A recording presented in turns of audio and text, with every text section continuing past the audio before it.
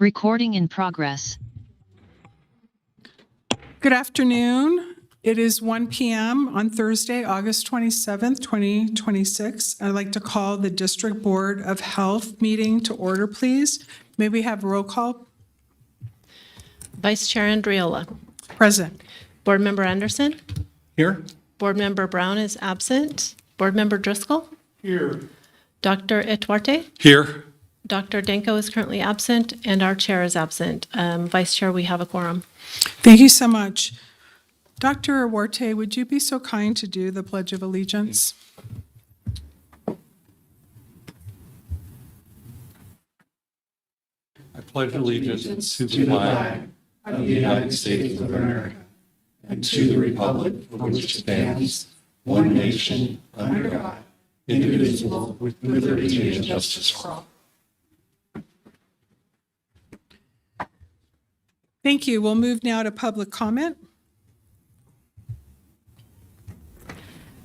Comments heard under this item will be limited to 3 minutes per person and may pertain to matters both on and off the board agenda.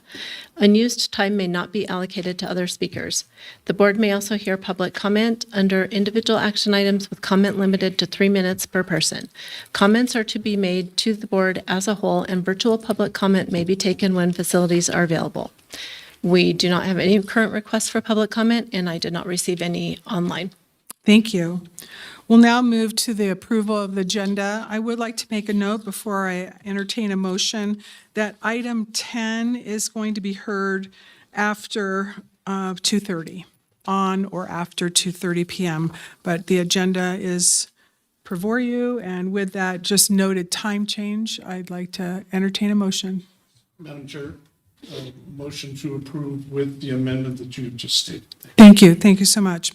We have a motion by Mr. Driscoll, a second by Member Anderson. Any further discussion? Hearing none, I'll call for the vote. All those in favor signify by saying aye. Aye. Any opposed? Motion carries unanimously.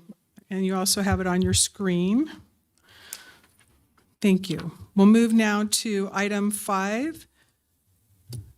Director Kinsley. Thank you. At this time, we have the recognition both of years of service, Health Heroes, and Marshall Stars, and I believe today we have Deputy District Health Officer Erin Dixon. Good afternoon. Before you today, for years of service, you have 5 with 5. The 5 staff who have all reached their 5-year years of service. So I'm going to start with a little bit about Mia. Mia is a valued member of the temporary food event team. She helps food vendors operate safely at community events throughout the county, and her guidance, expertise, and work in the community has helped prevent foodborne illness while ensuring residents and visitors can confidently enjoy our various food festivals and gatherings. Next, we have Zarmish.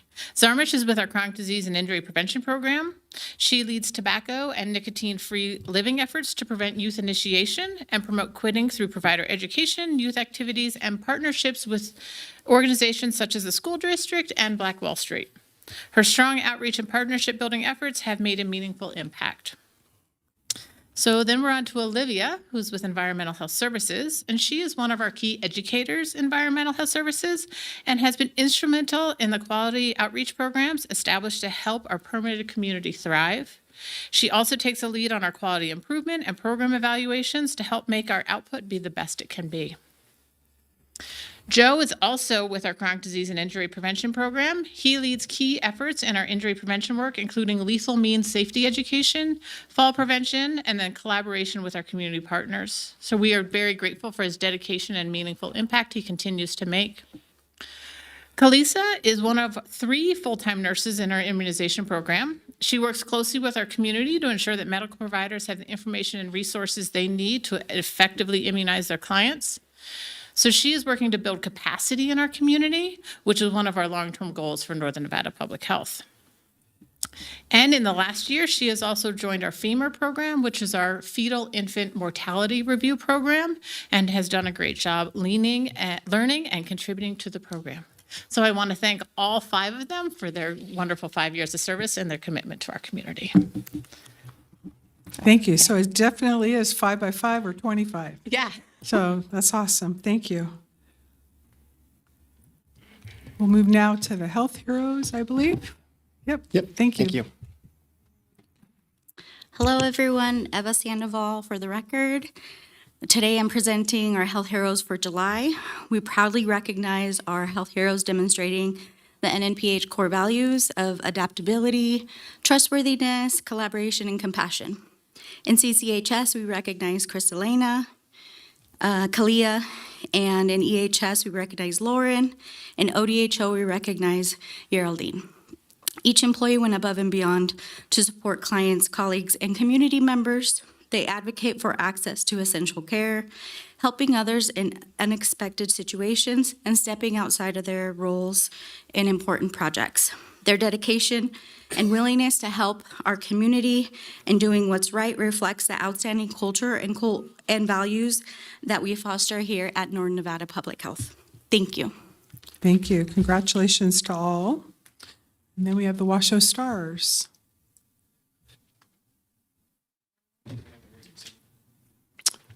Thank you, Ms. Dixon. Yes, absolutely. So for our Washoe Stars, and Washoe Stars is similar to Health Heroes, but it is run through Washoe County. And so because we are also Washoe County employees, they have the opportunity to nominate through that program as well. And we are very grateful and honored to be able to announce that Brenda Peer, she was nominated for Washoe Star through effective communication. So thank you to her. Thank you. Well, big congratulations to all. What a great testament to wonderful employees. All right, we'll go ahead and close item 5 and move to item 6, which is consent. Does anyone have any items on consent that need to be either discussed or pulled or any further information? If not, I'll entertain a motion. Oh, go ahead. We have a motion by Member Driscoll. Do we have a second? Second. All right. I knew you were going to do that. Member Anderson made the motion. Member Driscoll made the second. Any further discussion? Hearing none, all those in favor signify by saying aye. Aye. Any opposed? Motion carries.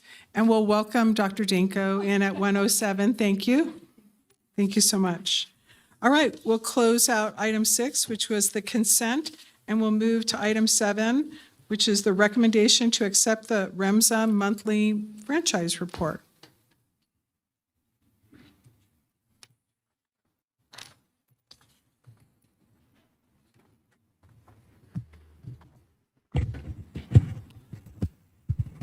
Good afternoon, Vice Chair Andriola and members of the board. I'm Barry Duplantis, Chief Executive Officer and President of REMSA Health for the record. Before I present REMSA's July metrics to the board, I'd like to take a moment and publicly acknowledge all of our first responders who served the community by responding to the recent Hawk Fire.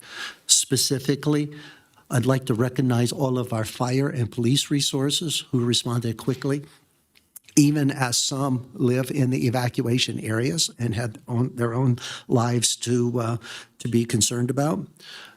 I appreciate Dr. Kingsley and Andrea with the District Board of Health for quickly coordinating and co-locating at REMSA to ensure safe and quick evacuation of seniors and assisted living homes that were in the impacted area.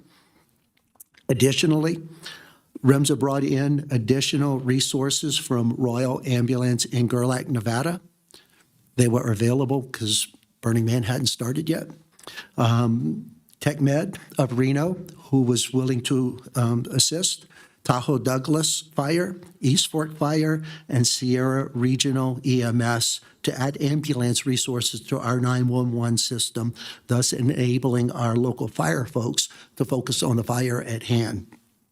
As you might know, typically we would extend that to include our local fire agencies, but one of the things that we wanted to do is expand the folks available to tend to EMS without compromising our fire resources.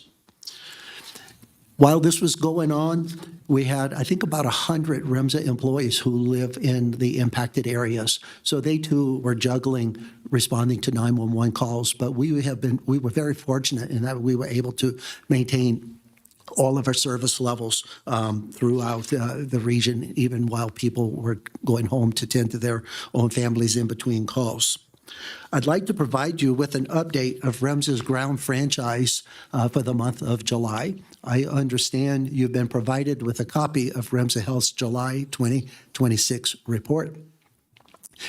In July, REMSA responded to 8,777 EMS calls, and we transported 5,781 patients to area hospitals.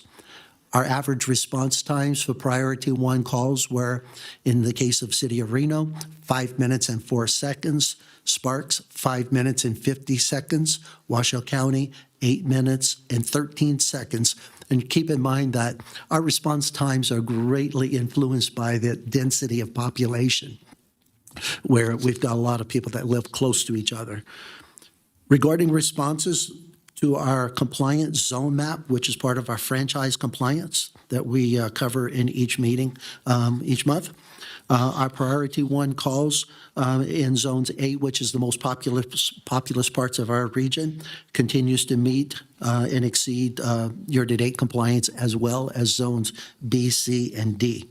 Our average in zone A is 92% compliant year-to-date and 96% compliant in B, C, and D.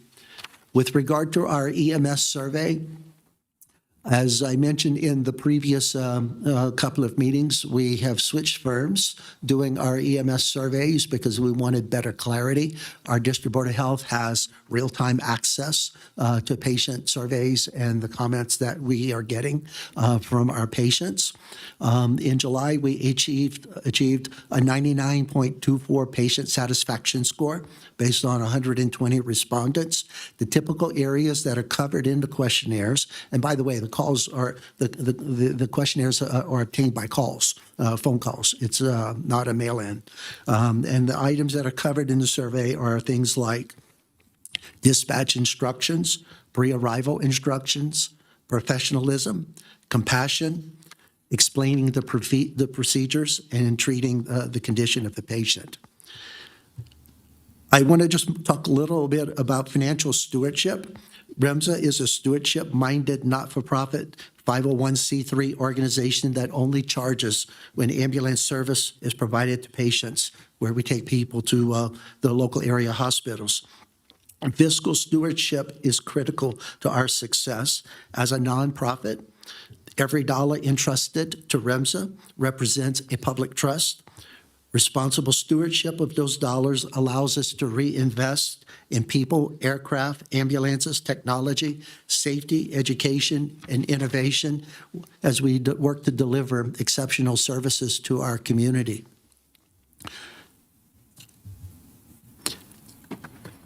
I also want to just kind of hearken on, and although he's not here today, he did raise, Chair Reese did raise an interesting point recently. There was a thought-provoking article that was recently published in the RGJ titled, "How Will Reno Sparks Handle Predicted 600,000 Population by 2024?" And that's based on data that came forward from the U.S. Census. Chair Reese made several observations regarding the community's need to prepare for growth in a multitude of areas. I am really excited to report to you today that we are no stranger to that, as we have addressed things like our franchise expansion. We've ordered ambulances for the next 5 years because it takes time to get them, and we also have to plan for replacement as well as growth. We just recently purchased new state-of-the-art patient monitors, and we're aggressively hiring to add talent to our workforce. We currently have 630 team members that make up the REMSA organization, and quite candidly, we're always hiring. It's just something that we cannot afford to rest on. At this point, one of the things I would like to bring up just before I wrap up my presentation is in our last meeting, Dr. Duarte asked a couple of questions about P2 responses. And we've done a little bit of work on better explaining that because the question came forward and I wanted to provide a little bit more clarity and depth on that question. So I've asked Adam to put together a few bullet points just to address the nature of P2 responses. So Adam, would you join me, please?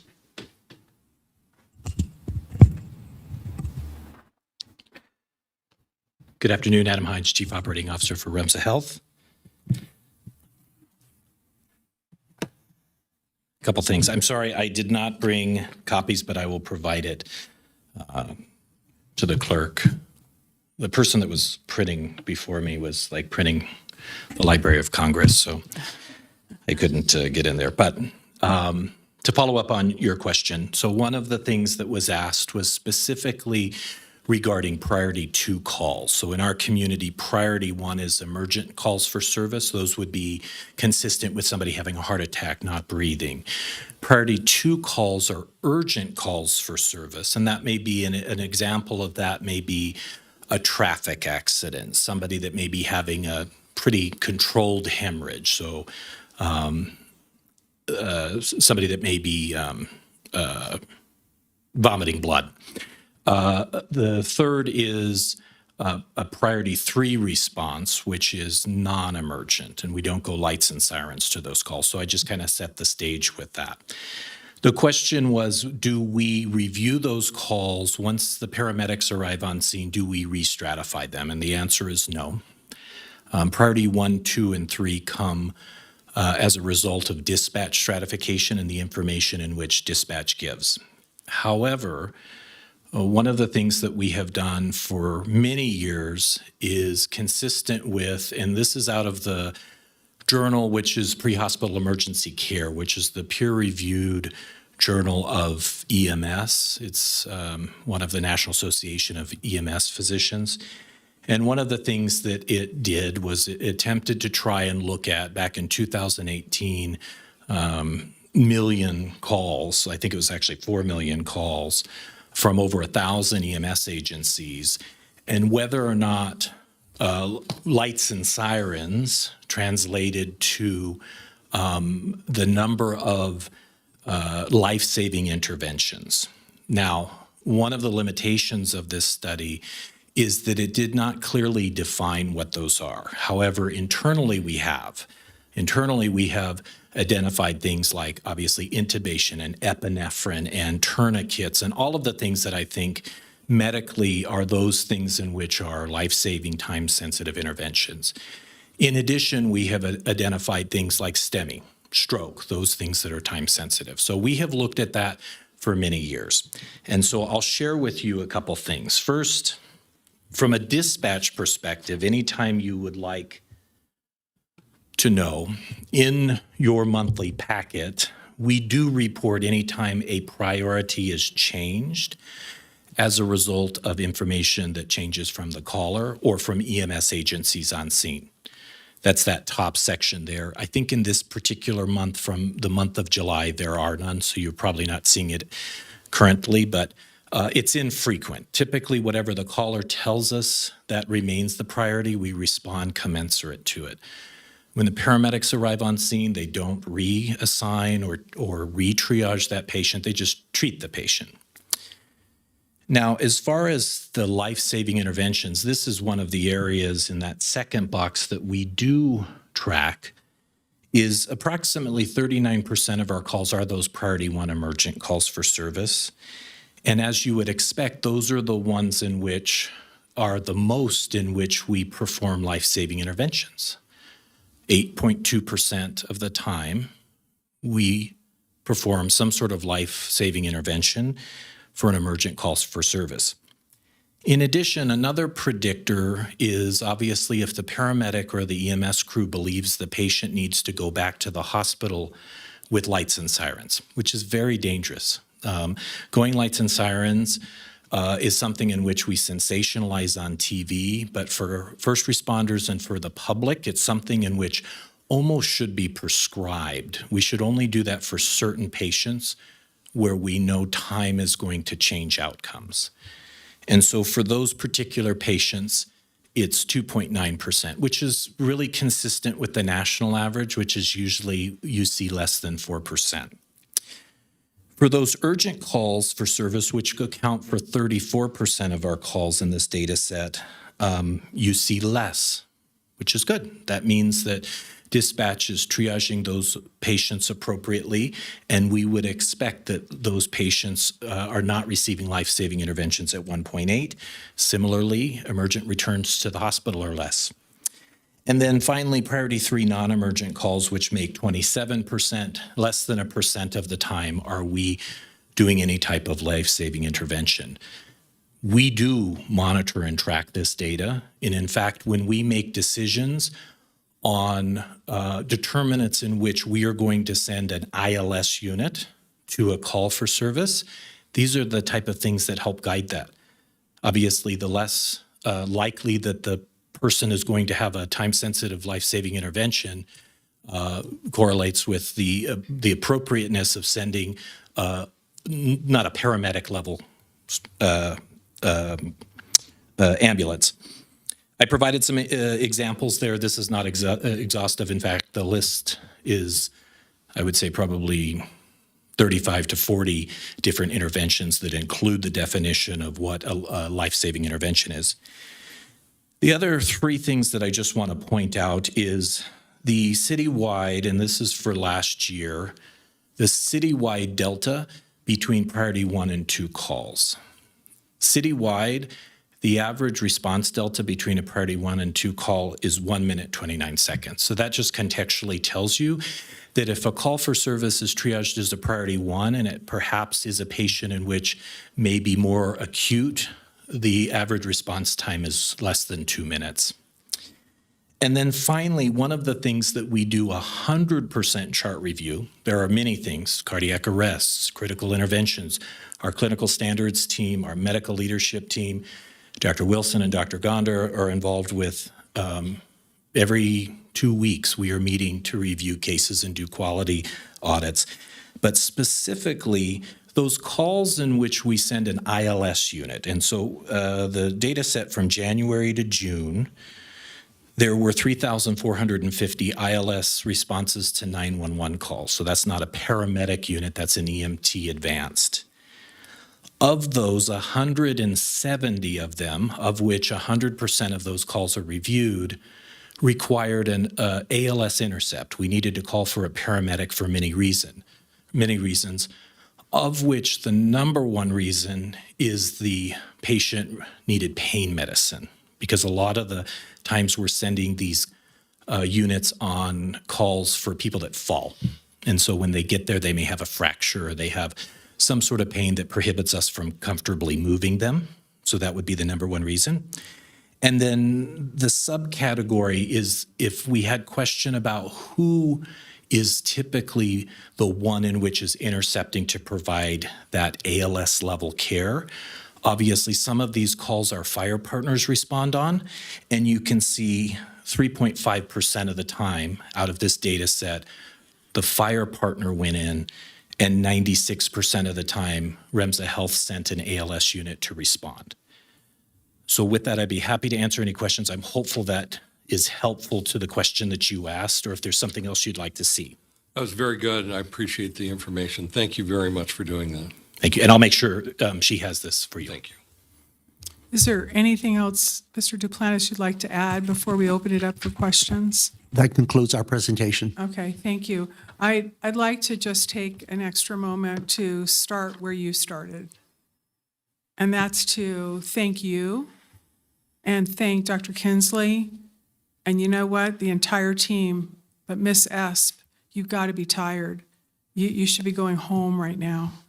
I've seen you more in the last 4 fires. We had 4 than I've seen in the 3-ish years I've been here.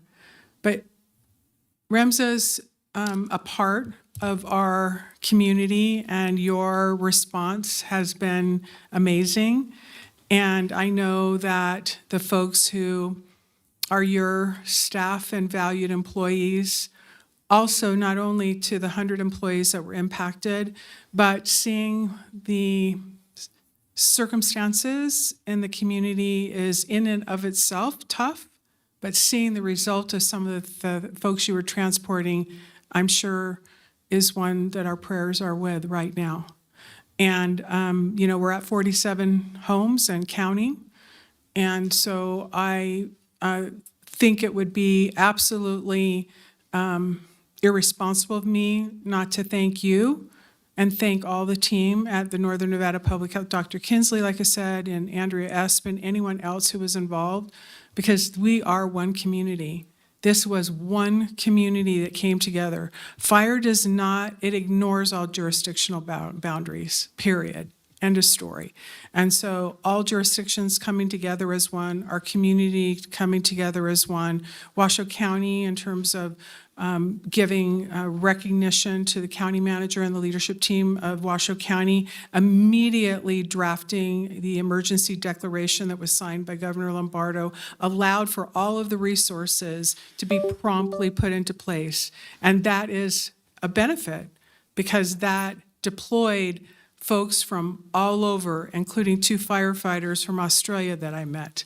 So it's not just even local jurisdictions that all came together, whether it be the city of Reno, city of Sparks, or Washoe County, folks from all over the state, folks from 12 states, I believe was the count, let alone the international response, the National Guard, and everyone. This is a team effort, and thank you all for everything, and thank REMSA for all you do. I really, really, from the bottom of my heart, appreciate every single one of what your staff did to help save lives and to work as a team with all the folks, because it's not just the first responders, it's all of the people who are coordinating as well. It's the dispatchers, it's everyone.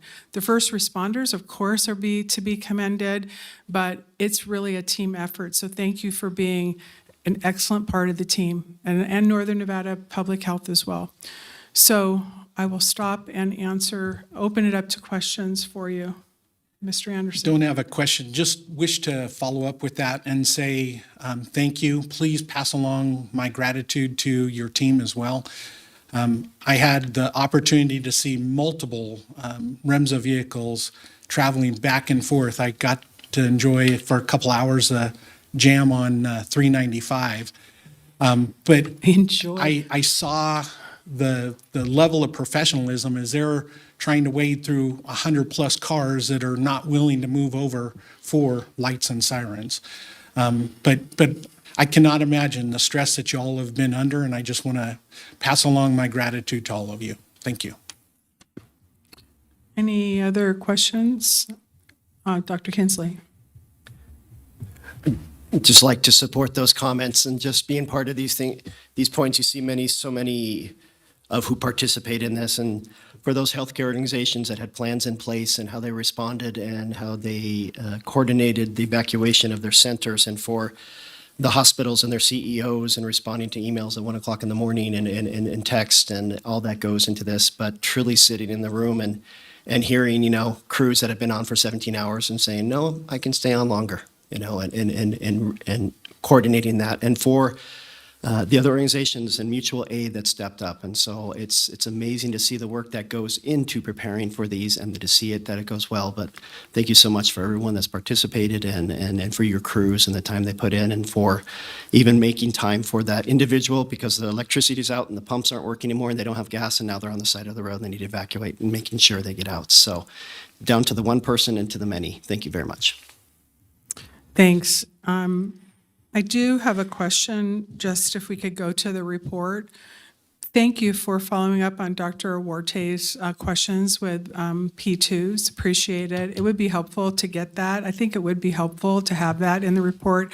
Mr. Duplantis, you were kind enough to share that including the P2s would be something that you would be willing to do, and I think that that's really important. You may remember during part of the conversations of my request to include a little bit more strength with P2s in terms of the provisions that are outlined and in play right now, but I do appreciate taking you up on your offer of including those P2s and what those percentages, just like the P1s.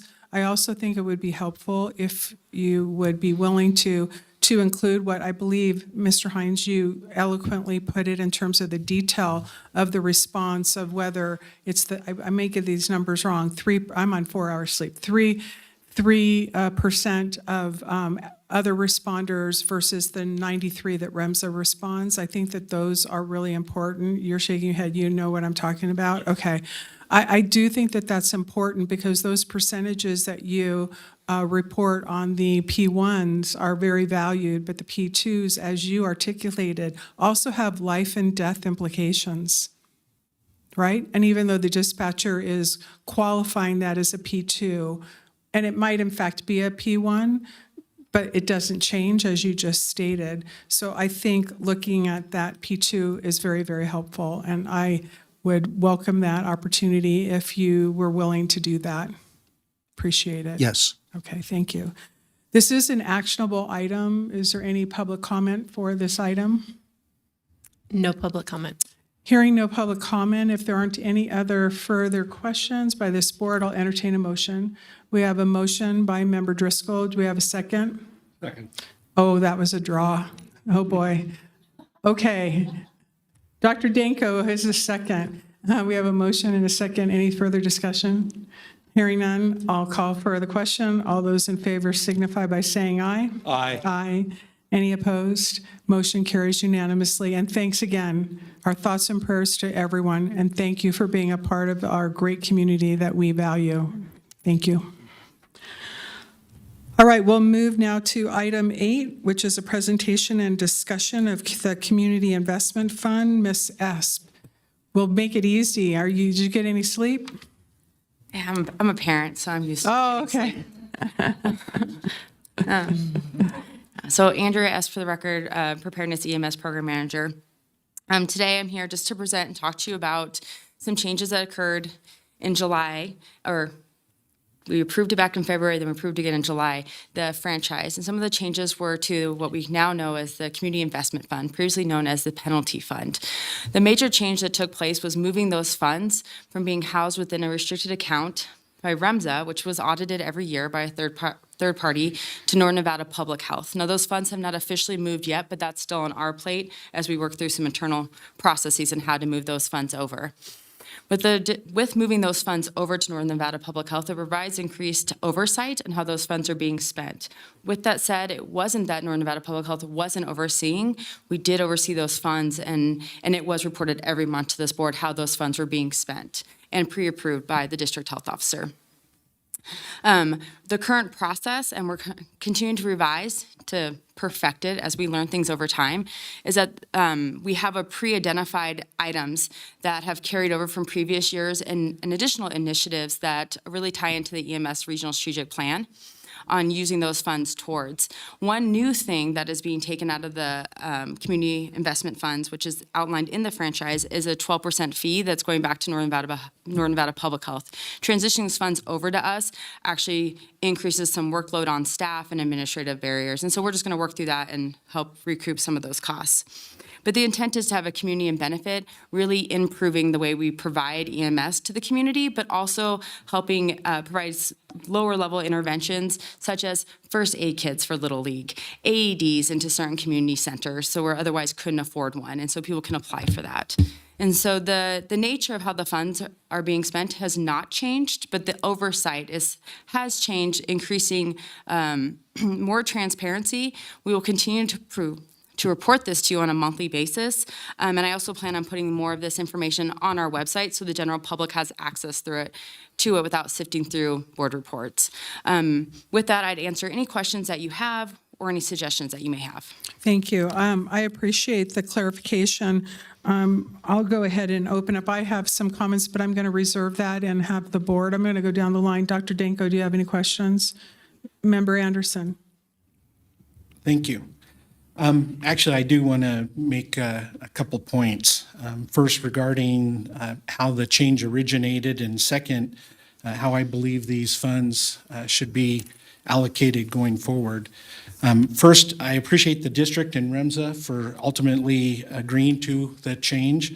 I do want to record the record to be clear that the changes were proposed by Sparks, And neither this issue nor the other concerns that I raised in our July meeting were sprung on this board in any sense.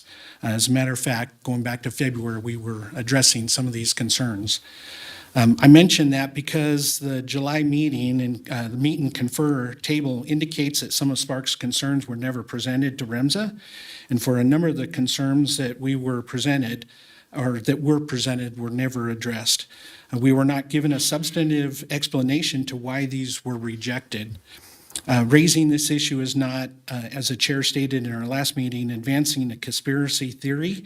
As it was characterized, it's a legitimate concern of process and transparency. I appreciate that the particular Sparks recommendation was ultimately accepted, but I continue to believe the board deserves substantive answers regarding the other recommendations made by our member agencies. And secondly, now that the Community Investment Fund will be administered by the district, I believe that we should make it clear that these dollars are available for projects proposed by qualified entities such as the district, our member agencies, and appropriate nonprofit and community organizations, not simply REMSA. These dollars exist because of REMSA or the other agencies' failure to meet contractual performance requirements. If REMSA pays a penalty for noncompliance and those same dollars are simply returned to REMSA in another form, it isn't functioning as a meaningful penalty. The purpose of these funds should be to community benefit, not recycling penalty dollars back to the entity that paid them in the first place. I would therefore like us to establish a transparent process allowing other qualified organizations to compete for these funds for projects that measurably improve our regional EMS system and benefit the people we serve. Thank you. Thank you. Member Driscoll. Yes, thank you. In addition to what Mr. Anderson just talked about, I'm going to just a little process. It's very clear in the conversation and in the staff report that there is going to be prioritizing of investments. And so the question for me becomes, how does this board get involved in directing the health officer who's ultimately responsible for managing the fund? How does this board get involved in developing the priorities and developing and understanding the data collection and the analysis thereof? Because I think the investment piece falls right in what Mr. Anderson just talked about, that this fund was never really contemplated back in the old days. It was contemplated to be something to get their attention so that they would perform better. I've been critical in the past about how we continue to have things be the same when we're being told that it's being managed, and then you're getting the same reasons for failure. And so I think part of that is because there's no incentive. And when you return it back, as Mr. Anderson talked about, that's there. So I think this board should be responsible for annually or part of a multi-year component to look at what's being asked for by whom and developing priorities for the community, which will also serve REMSA from the standpoint that they would be the beneficiary, because as being the primary and the high-quality EMS organization that they are, and meeting the goals and objectives to the best of their ability, there's a lot of investment that should go back to them. But I think it needs to be managed a little more by us to give the health officer and then you as the program director proper guidance so that those who are receiving the funds understand what's going on. Thank you, Madam Vice Chair. Dr. Awarte. No comment. My comments actually align with both Member Anderson and Driscoll. And what I would say is that given the fact that is now, if you will, looking at a policy, and that's what we're responsible. We are a policy board. We're not operations. We need to be really clear. So the fact is that I think the way, and it's a start, and I know it's a transition, but I think what I would like to see is the recommendation for the process and the policy to support it. So I realize that there already is a provision as outlined, and thank you, Member Anderson, for Sparks bringing this up. And then the result of it is where we're at right now. But I do think having the policy, which is the governing board's responsibility of that policy, but the process behind it may in fact answer Member Driscoll's point. And I think that's what I would like to see, and I think that will help give clarity to the board, allow for discussion, and then really fine-tune what you're wrestling with right now, because that is also how to bring the fund over, which are internal operational things. But the policy isn't clear, and the process that supports that's not clear. So that's what I would ask at a really high level. Does that make sense? It does. It's actually, there's a process outlined in one of the attachments to the franchise, and that attachment does note that it can be reviewed and revised at any point in time. So the franchise itself does not have to come back to the Right. board. So we can definitely work on that. Yes, because obviously in our report has a background of why we're talking about this item as an agenda item in the materials that were presented today to this entire board. But the process itself is not clear, and the policy, although outlined a little bit, I think it would behoove us as our responsibility to actually see that policy and then see the process that supports it, and then any further discussion from this board so that it's very, very clear. It's also transparent to the public as well. And that's our responsibility, to be transparent. And I'm not saying anyone's not, but I think it helps to support and build trust within the community as well. So having said that, this is not an actionable item, but there is direction that has been given. I think you have the feedback. I don't know if you have any questions for us or clarification. Dr. Kinsley, do you have any clarification that you need? No, thank you. And the direction will be noted and responded to promptly. Okay, thank you. Any further discussion? We'll go home and get some sleep, although I don't direct. We have no authority to direct staff. We know our role, but Well, I do. I hope you get a babysitter or something. Get some sleep. We're at 93%. All evacuations have been lifted, but the wind is not going to be good today. That's another story. All right, we'll go ahead and close out item 8. We'll move now to item 9, presentation, discussion, and recommendation to approve the Academic Health Initiative Agreement between Northern Nevada Public Health and the University of Nevada, Reno. Dr. Kinsley.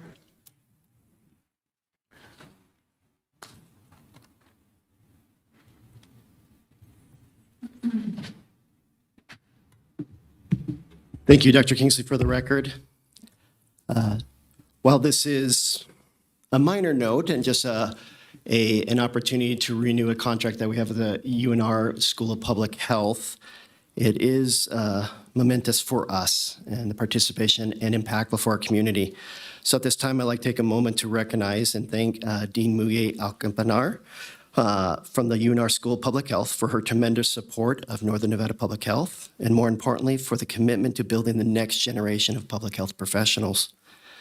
Through our academic agreements and growing partnerships with UNR, we've been able to strengthen opportunities for student shadowing and internships, create more meaningful interaction between our students and public health professionals, and bring real-world public health experience into the discussions, including presentations in Dr. Bellamy's class. And Dean Alcampanar has also been an important partner in our accreditation efforts, as well as theirs, and has provided valuable support for public health at our legislative level. These contributions go well beyond an academic agreement on paper. They have helped create a stronger connection between public health education and the work happening every day in our community.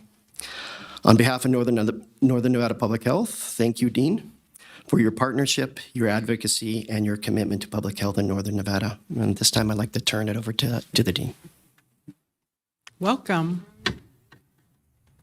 Thank you so much, Miguel Alcampanar. I'm the Dean of the School of Public Health at UNR.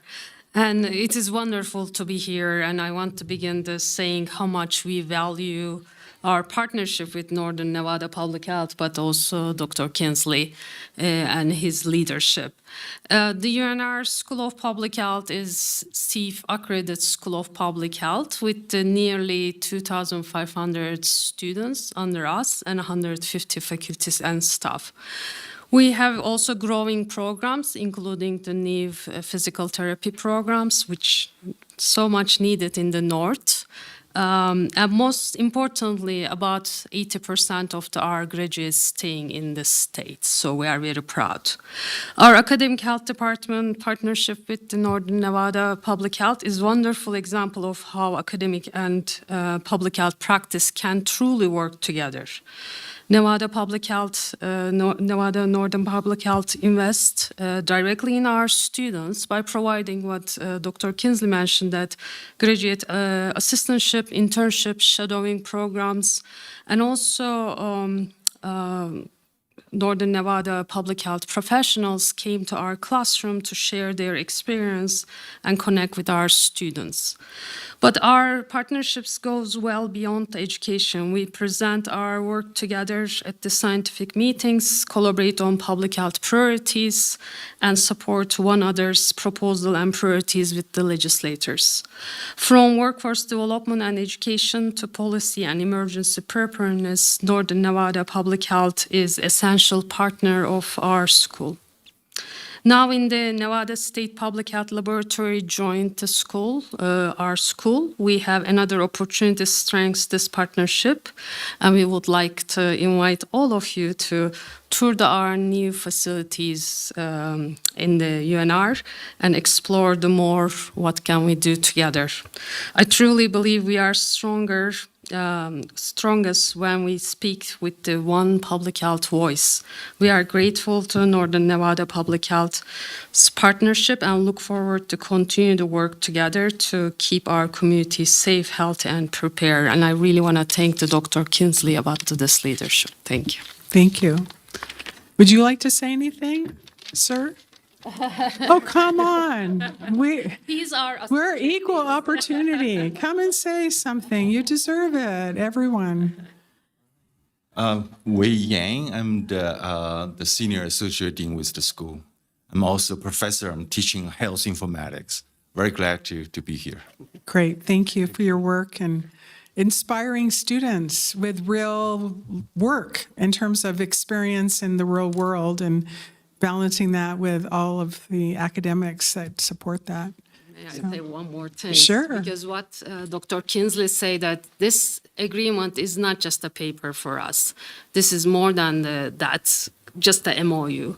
We really built a very strong networking, and our students benefit a lot from this experience, because sometimes they lost what they want to do, but with their support, Dr. Kinsley's group's support, we have a very strong body for workforce. So thank you again. Thank you.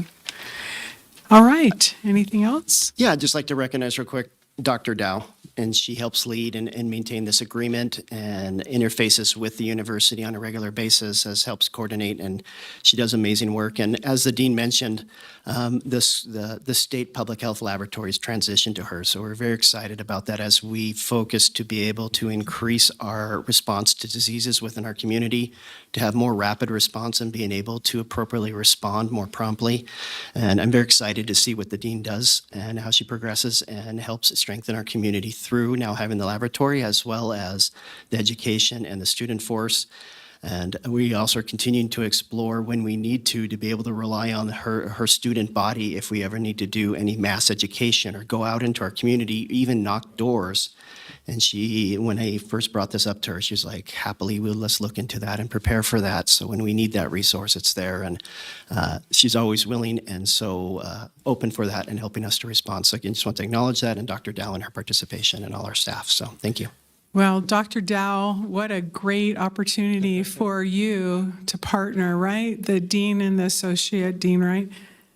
That's a rock star right back there. So what an amazing team. That our community benefits, the students benefit. It's a win-win situation.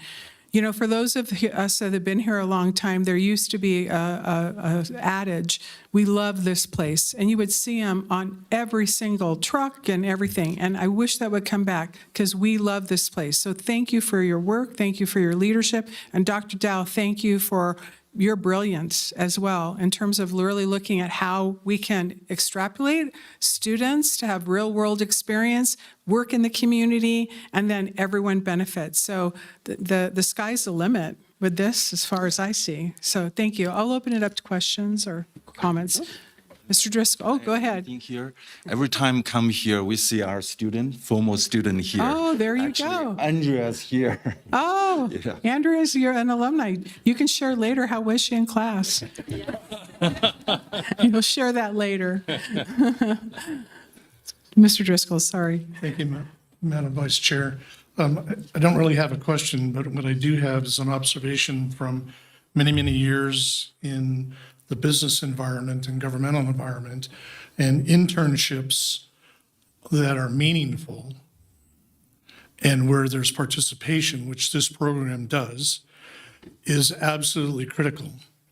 And having lots of family members that are in the medical profession, the practicums were the most important part of finishing their education and preparing them to be in the field, to be a full-time producing member.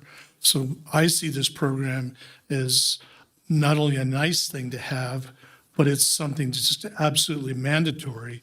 And the partnership just makes it so much easier. So we have information going both directions. And yes, as a research university, your new lab's going to be phenomenal, and we're going to benefit from that, and we're going to help participate in it, and there's going to be a lot of great results. So I strongly agree and approve this particular agreement for those reasons. Thank you so much. I want to highlight the one more program. I say that shadowing program, because what you say that is true. Internship is so important for them to understand what kind of workforce they want to go. But when Dr. Kinsley came to the first time to the Reno, we started talking about other opportunities, and he proposed a shadowing program.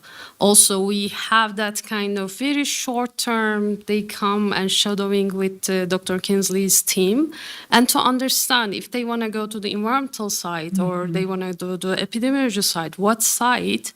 And that really helped our students. Finally, they are saying that, okay, I know what I want to do.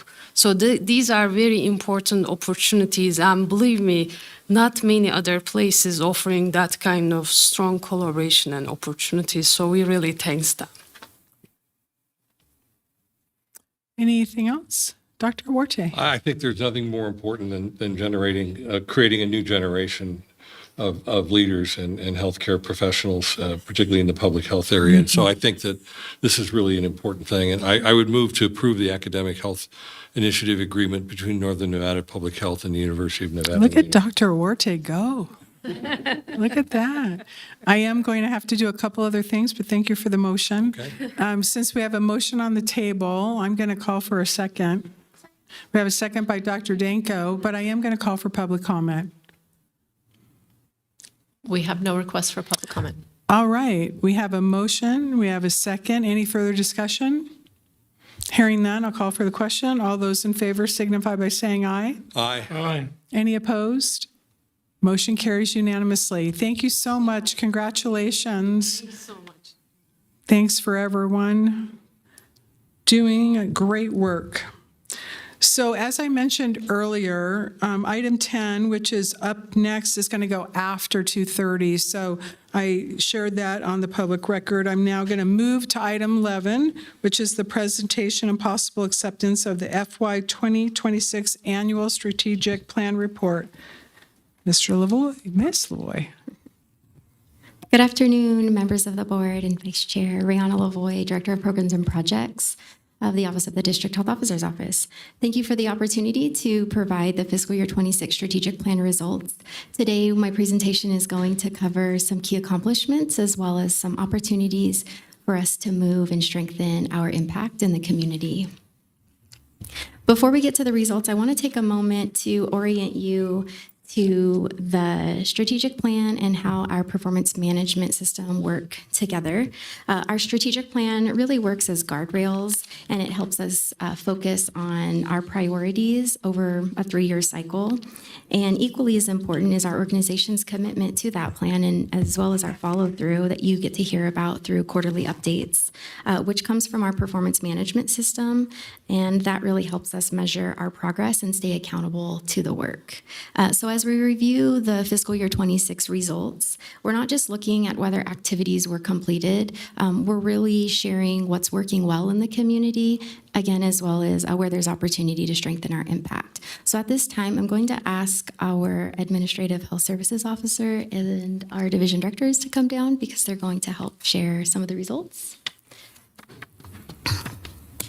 While they are joining me, I'm going to give you a high-level overview of kind of what our outcomes and our division goals as well as our district goals look like. So compared to last year, what you're going to find is over 70% of our goals were achieved, which is fantastic news. But something that is different this year is that we do have more of our outcomes, so meaning our programs and our services that were either paused, not started, or they were perhaps delayed. And we're going to give you a little bit more context about that.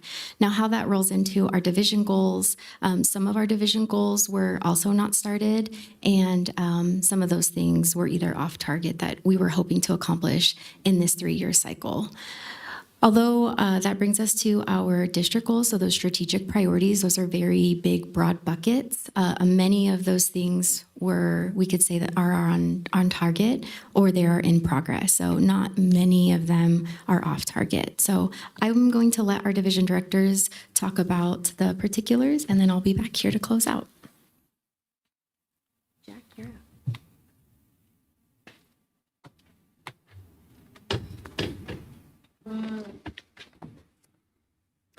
Hello. So for fiscal year 27, Can you just identify your name Oh, for I the record? apologize. Sorry. No, I'm it's Jack okay. I know everybody knows you, but we'll just do that. I'm sorry to interrupt. It's all right. I'm being too informal. I'm Jack Zentino. I'm the Administrative Health Services Officer for the department.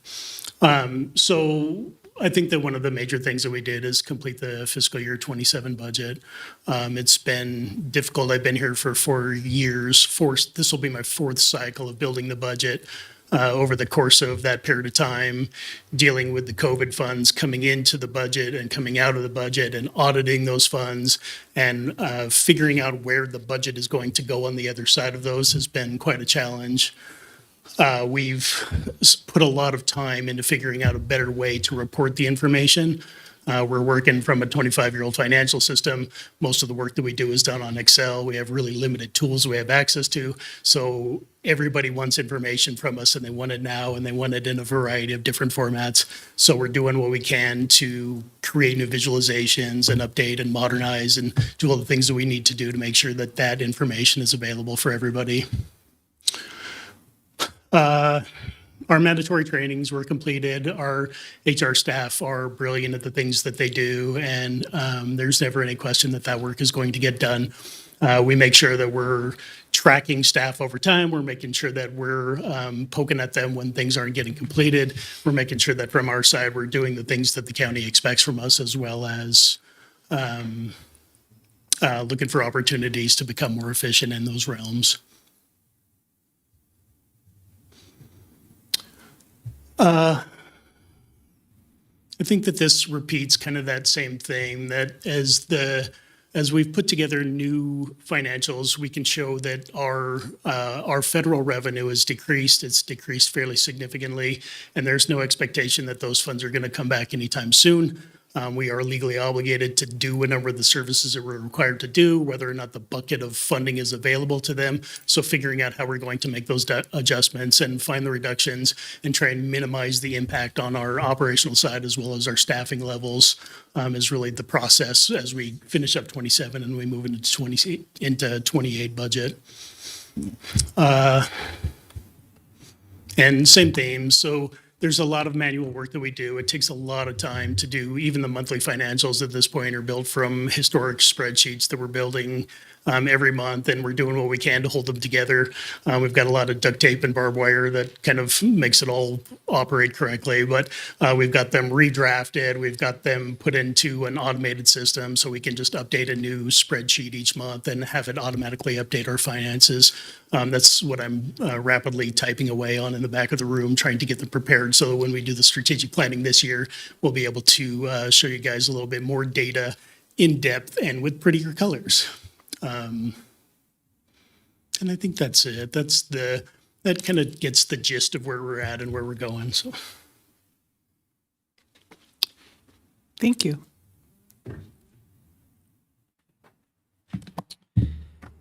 Thank you, Vice Chair, members of the board. For the record, Francisco Vega, Director of the Air Quality Management Division. Just a couple of impact statements there. Happy to report that across a lot of our permitting and registration programs, we were able to turn those around, at a 90% rate there. That is critical. We recognize that our objective is to protect public health, but we also have a role in economic development. So we want to make sure that we are turning these things around. A lot of our permits are required prior to construction or any kind of improvements at a business. So making sure that we are consistent and that these businesses can rely on getting their permits in a timely manner is one of our, obviously, strategic priorities. We also pride ourselves in providing a tremendous amount of outreach and education. I always try to mention that our goal is never enforcement. Our goal is compliance. So what we do in that role is try to provide as much outreach and education. So we try to find ourselves in the community and meet people where they're at. Going to AGC, going to BAN, going again to wherever these places are that we can provide the biggest impact on outreach and education. So very proud on, again, our 26, and again, we're looking forward to beating that number in this current fiscal year. Lastly, our monitoring team sometimes gets taken for granted because they do such a tremendous job year in and year out. But once again, in FY26, they were able to meet above 98% data capture rate. And again, the goal is 75%. But regularly, we are way above 90, 95%. And they do a tremendous job. We have 7 monitoring stations, and essentially we have 3 full-time staff monitoring all 7 stations.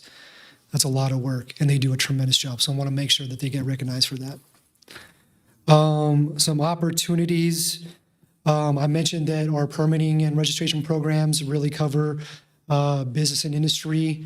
We do a good job of making sure those emissions associated with that sector are managed. The largest contributor to air quality in our region continues to be transportation. And again, that's just something that is not within our control. So in order to address that, we need to work with our partners and again, engage early and find those opportunities where we're making decisions that have long-term ramifications for air quality to see if there's an opportunity to mitigate those. So again, just want to put it out there that the things that are impacting our air quality within our region are kind of outside of our control, and that we really need to partner with our regional stakeholders. Lastly, as you can imagine, we collect a lot of data as an air quality agency. I mentioned monitoring data. Again, we're top notch in that area. In other areas where there's room for improvement. A few years ago, we received an EPA grant to improve those systems. As of now, it is something that we have been unable to make a real priority, and it is something that we are going to make a priority this fiscal year to get that data system up and running so we can make better data-driven decisions moving forward. So I just wanted to mention that. That's all I got. Thank you very much. Thank you. Good afternoon, Christina Shepard. I'm Division Director, Community and Clinical Health Services. So some impacts that I want to highlight. One is our community health worker program. They continue to demonstrate strong success in connecting residents to essential community resources. The number of clients helped has grown significantly each year. We started with 374 individuals when we started the program in fiscal year '23. And this past year, we served 1,127 individuals in that program. So I think this upward trend reflects our expanded outreach and just the impact of that navigation support services that people are really in need of. A new performance metric for us this year was tracking the number of point-of-care tests done in our family planning sexual health clinic, and we conducted 3,118 point-of-care STI tests in FY26. This shows our substantial progress in reducing the spread of sexually transmitted infections through early intervention, and it allows us to have timely detection and supports rapid linkage to treatment when we can test and treat in the very same visit. And then in fiscal year '26, we also saw an increase in our WIC participation rates. Our quarterly data showed participation consistently exceeding our benchmark of 95%, ranging anywhere from 99 to over 105%, which also shows our success in outreach and ongoing efforts to make sure that we're providing preventive health and nutrition services for eligible families. So a couple of insights from the data from the CCHS strategic plan. We did see a reduction in access to our family planning and immunization clinic services, largely driven by limited staffing capacity. But despite these constraints, our staff showed an incredible amount of resilience in pivoting around these challenges, and we were able to conduct 22 outreach immunization events. And then our family planning sexual health program broadened the scope of practice for our RNs, and we're able to accommodate 1,200 patients with walk-in appointments for services. And then another key challenge has been our payer mix, which is highlighted in the number of encounters eligible for billing. So we had 8,514 clinic encounters that were eligible for billing. The large majority of those were classified as self-pay at 5,162. And then we had 1,550 covered by Medicaid and 1,802 covered by commercial insurance. With some anticipated changes to Medicaid in the coming year, we may see the number of those self-pay claims continue to rise, which creates a strain on both the clients and the program revenue. And then just lastly, while we recognize the important work and accomplishments of our community health workers and our WIC program in serving a growing number of clients, this trend also reflects increasing economic pressures and reduced access to affordable health care and essential resources in our community. So I think it's not only going to start to affect our clients, but also the community as a whole. Thank you. Thank you.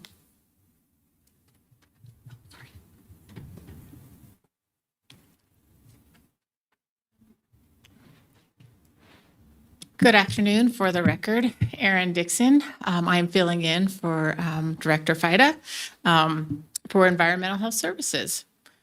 Some things that Environmental Health Services have really been working on with the impact is having the programs that are building more standardized policies and procedures.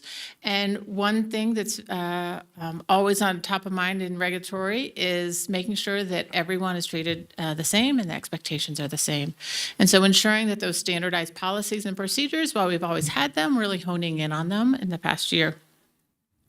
Staff are using technology, and I have to give Environmental Health Services a lot of credit. They embrace technology and everything they can to streamline their services, to make sure their services are meeting the needs of their operators, and ensuring that it is as quick and easy for them as they are out there completing their inspections. They have also focused a lot on making it easier for the regulated community, and so they have actually increased the amount of operators that now pay online and do everything else through online rather than having to come to the front desk. They're also modernizing their septic regulations to reflect community needs and emerging technology. As you may have been aware, Dr. Fido was up here at one point saying that we couldn't get the required sand to do the traditional septics. And so the team is really working on modernizing up the regs and making sure that our regs meet what is nationally recognized. So for the strategic insights, oh, sorry, that is my job. Okay. Strategic insights for environmental health services. Regulatory changes require significant implementation capacity. Changing regs not only takes a lot of research for staff time, but it also takes the writing of it, and then it takes a lot of community engagement. So I really want to acknowledge the EHS teams. When they do change the regulations, it is a collaborative process, and they really ensure that all of those that anyone who's able to ask questions, they work with all the different industries to ensure that those regulations are well understood. Workforce knowledge continuity is a critical priority for the division to maintain momentum and consistency across the division. And then continued education and communication will help operators better understand food safety requirements and regulatory expectations. And as I believe many of you have attended the AMC class, and then there's additional classes they've been offering for their food operators. In addition, the septic team has offered trainings for realtors, so when they have the understanding of what septic needs are when they are selling homes. And that is where environmental health ends. Thank you. Any questions?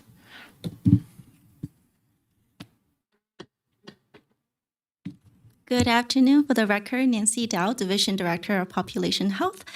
It's hard to come up with just 3 successes, so I'm trying really hard.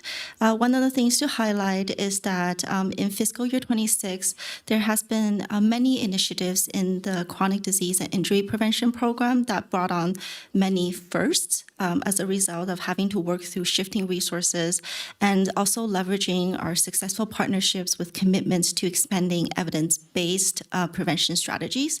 So this included launching the community's first Stepping on Falls prevention workshop with much success and bringing the Armory project to Nevada for the very first time, and then securing new funding to expand our injury prevention efforts and expanding for the first time a whole entire school to participate in our Power Kids program, and launching the first targeted Healthy Corner Store community mail campaign, just among many others, and that's a huge thing that we did, even though we're trying to work through different resources shifts that happened.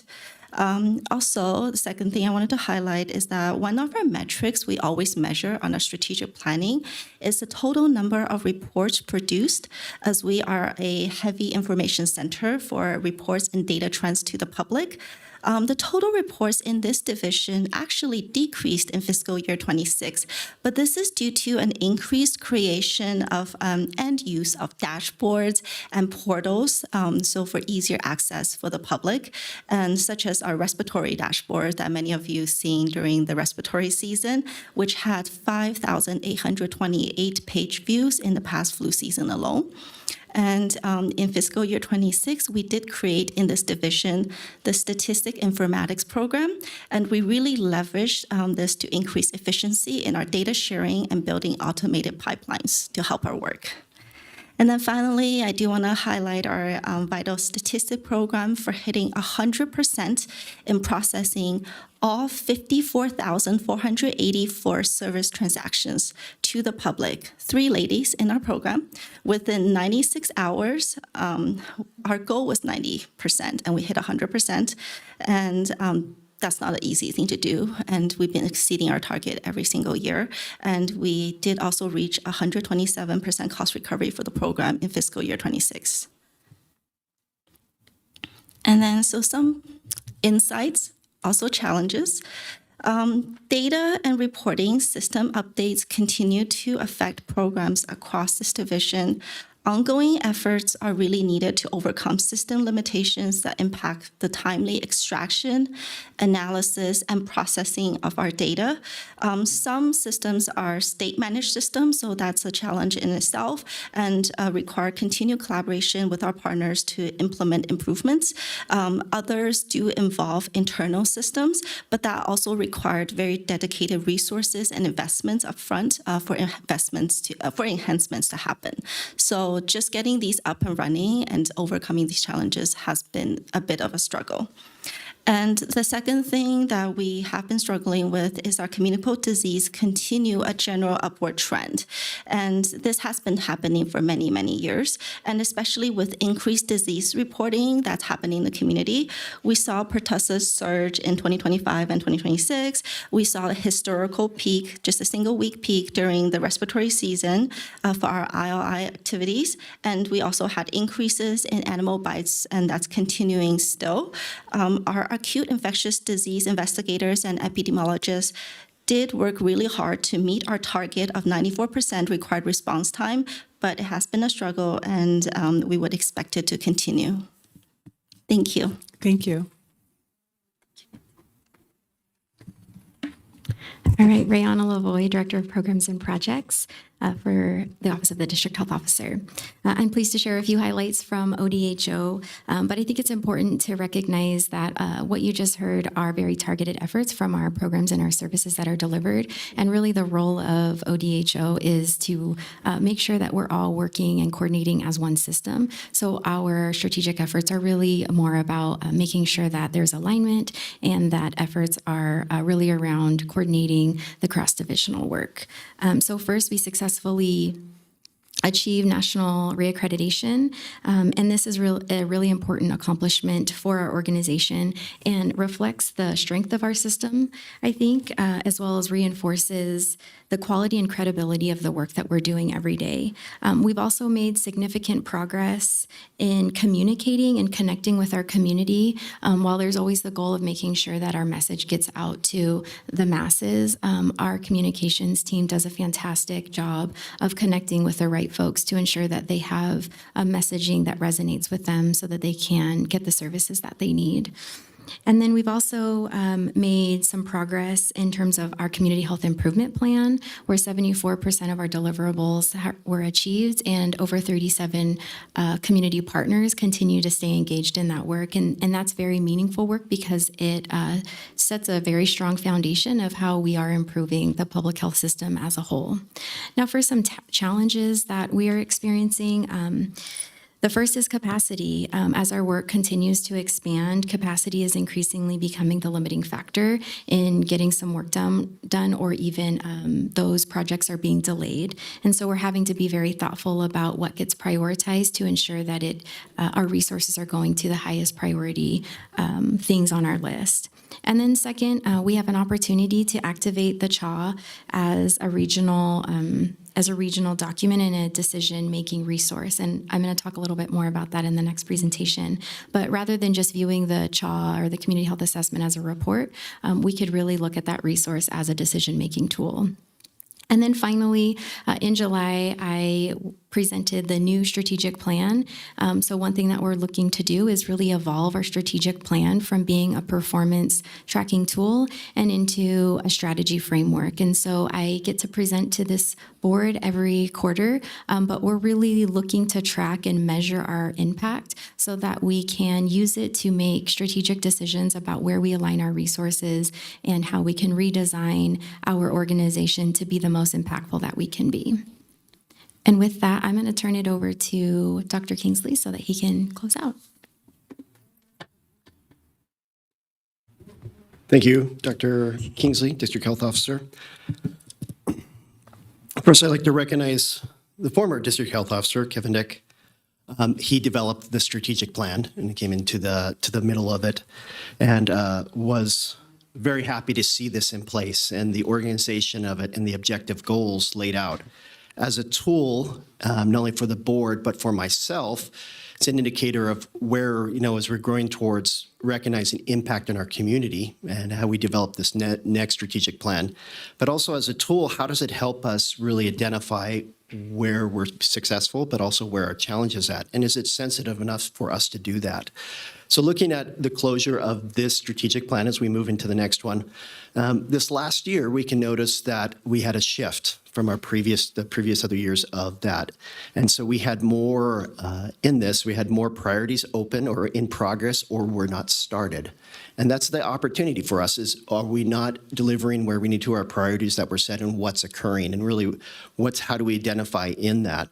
And that's for our directors as well and our points and what's occurring. And so We look at internal, but also external in a lot of those points. And a lot of this last year reflects the reality in our staffing as we have increasingly influence and pace in our strategic plans. But we're facing a budget gap, and part of that is that we hold our positions vacant. So we are doing more with less. And as the adage of finding those coins underneath the where we can and to apply. And so staff is doing an amazing job, and I want to recommend that. But we're strained as well. So what is that strain, and how do we increase the capacity of our staff, and how we work with the directors, and overall, and how do we continue to meet the priorities and policies set by this board? And our teams continue to respond with significant growing community needs. We see those needs that are increasing both in our, in our WIC and SNAP and those programs that are faced out there and the looming Medicaid challenges that we had before us. And so as we continue to respond to that, we continue to explore opportunities. And a lot of this has been this last year. How do we leverage our existing resources and build new partnerships and make sure we're not duplicating where we need to within our community? And so this tool's really provided that opportunity for us. And I do want to commend all the amazing work that this strategic plan accomplished for our board. And as we move for our board, for our community, as well as those people ultimately that we serve and strengthening our community. And that means economically strengthening and our health and our longevity and making this place the place that we love, that we've acknowledged today, and making it even stronger. And so we are continuing with our next strategic plan to build capacity, and those challenges is one of our major focus, and to lead our work and also identify our culture internally, and where we can continue to help support staff on the resources they have, but improve those resources and the support that they need to continue to be successful and be more successful. And so be intentional about our technology and our partnerships and resources. But as we close this and move into our next strategic plan, I do want to thank all the staff and the time that they've put into this and the focus and what this tool brings to us and how we've evolved with it and the ability to actually meet what the board sets for us, policies and processes and the operations that we carry out to make all of us successful. So again, just want to thank that. And as we present this plan to you at the closure of this plan and strategic priorities, thank you. Thank you. The very first thing that comes to mind is that saying, right? That good old saying, by failing to plan, you plan to fail, right? It's a plan for, so it's really great. And the other thing that came to mind is that saying about if you can't measure it, you can't manage it. And so you're proving that. That's exactly what you're doing. And so I do want to commend everyone. I have about 5 questions, but I'm going to go to my colleagues and offer an opportunity to ask any questions. So Dr. Warte, I'll start with you, please. My concern is just that we gain the funding that we need to support the programs. And I'm particularly concerned about getting the program funding for population health up, because I think looking at the demand for services, it's growing as a population growing and the needs are growing.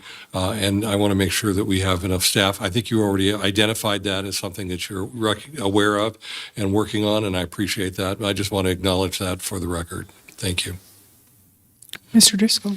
Thank you. First of all, I've been very complimentary of this program, having worked with it in my prior life, and I understand the complexity of getting it started and then keeping it going.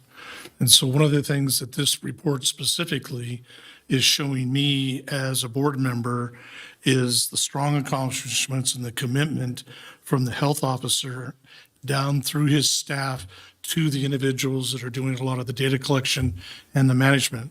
So that shows me there's a very strong management performance by the health officer through his team. Thank you.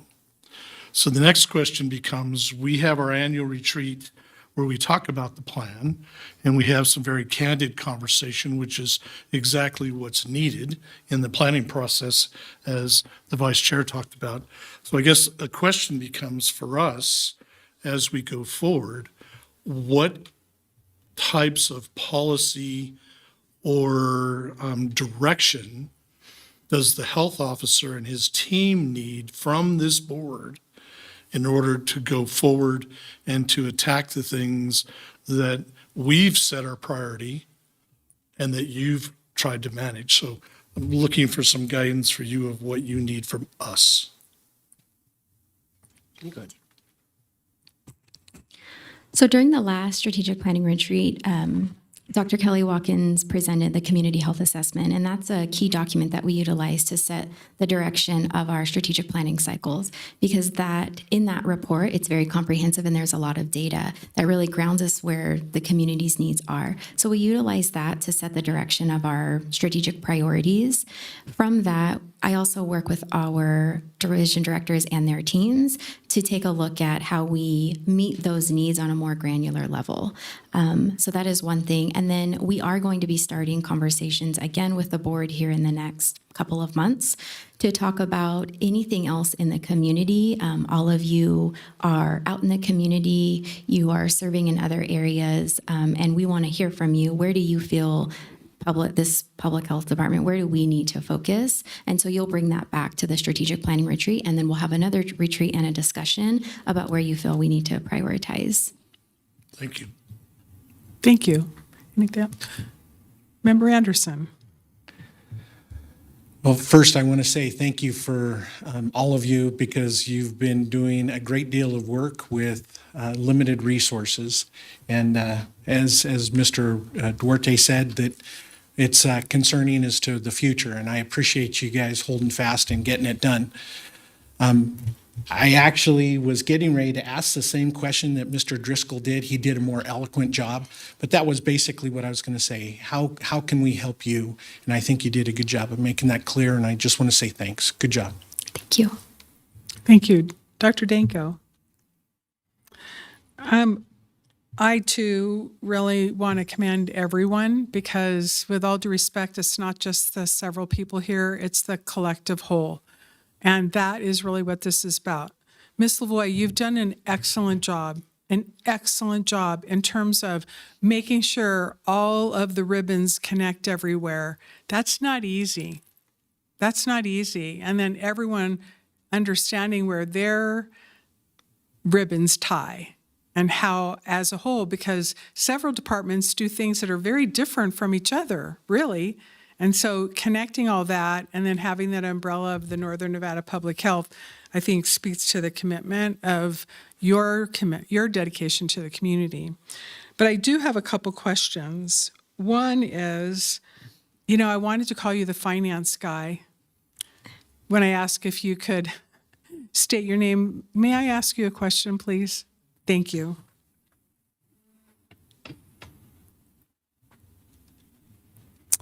So I'm going to ask you to state your name, because, we got to do this. Jag Zentino, Administrative Health Services Officer. Thank you. But you are the finance guy. I'm the finance guy. And one of the things that I'm just going to throw out for consideration is Washoe County is looking at, and I really kind of led the charge on trying to look at priority budgeting. We're now in a hybrid of that, and we're moving towards that. And I just wonder if that's something that you have considered, or something that you may, because of your experience, and maybe you already are doing it. I'm not really clear. I wonder if you could expand on that. Certainly. So I worked for the state of Nevada for about 15 years. And that's essentially the way that we were developing budgets over that period of time. And that's the way that my brain works in terms of budgets. Great. Working on a GL level budget is really challenging for me, because it's hard to roll it up into themes as to KPIs at the department level, or any of those indicators that would be aligned by goal areas. So I think that we've put a lot of time and effort into that over the last 12 months, and I think that we're ready to go. We don't want to step on the county's toes in the process of those things, so we've been working back and forth with them of identifying where they're at and where they're going and how they would like to approach it. And I think the way that we've approached it is that we have an outline that will apply to however they approach it, that we've taken each one of our programmatic areas. We've shown where the statutory requirements are. We've shown how those roll up into goals, and how those roll up into the financial numbers, and how those numbers are trending over time. So I think that I will have all of that available for the strategic planning session when we get into October, November. So we've been walking that path for sure, and we're pretty far down that road Getting it standardized has been a challenge. I've been learning the technology as I've been trying to apply it. So I've been building and breaking and building and breaking. So I'm finally to the point where I've got a functional data set that I can utilize. So we're pretty close at this point. Thank you. I think it's important that you share that with the entire board because I think it speaks to the point that when we are ready to have the strategic plan and we are looking at identifying some of the questions that were just asked in terms of what do you need, you get a real clear picture when you use priority budgeting. A real clear picture in terms of policy and what we can do and where those holes are, what is statutorily or compliance either at a local, state, or even federal level, and then what can be done and what those solutions are. So thanks for stepping through, breaking it, trying it again. I just didn't know, and thank you for sharing that. And thanks for your hard work on trying to stretch the dollar. My next question is for Mr. Vega. May I ask you a question, please? On slide number 8, I don't know if you need to go back, but the slide that it was number 8, I just had noted it if we wanted to put it up. You specifically spoke about the 98%. Like, that is great. By the way, and then even like to Dr. Dow with her 127%, like you guys are really not only measuring it, but you're exceeding almost everything. And I wanted to speak specifically to the slide that actually spoke about that 98% data capture. And then can you just share with us what you do with that? I mean, it's one thing to capture data, but then can you give us some examples of how that data not only captured, but the analysis used as you're looking at continuous process improvement? And I wonder if you could share that with us. Absolutely. Francisco Vega, Director of the Air Quality Management Division, for the record. So I'm trying to, as Ms. Lavoie communicated, maybe communicate the impact here. 98% capture, why is that important to our community? I think the best example is more recently during wildfires, right? There you go. Our community relies on that information so they can make decisions on how to protect their public health. So if we're not doing our job and maintaining these monitoring stations, and let's say we're not collecting quality data, we don't have that information. And therefore, individuals, residents can't make those decisions on how they can protect their public health. So that is a real recent kind of example of how this drives impact to our region.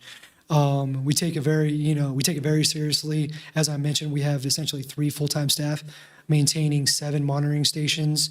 In the picture on the slide here is our newest monitoring station up in Verdi, which is another critical site. As I mentioned actually during the ribbon cutting, we identified years past that if we get wildfires from California, we need to see that data sooner because our closest monitor on our western boundary was like downtown Reno. So we weren't seeing that data soon enough. So we recognized we needed something better. And so we went out, got the EPA funding, and 2-3 years later, that's the product, is that we'd have a new monitoring station in Verdi. And we're able to see that impact far sooner.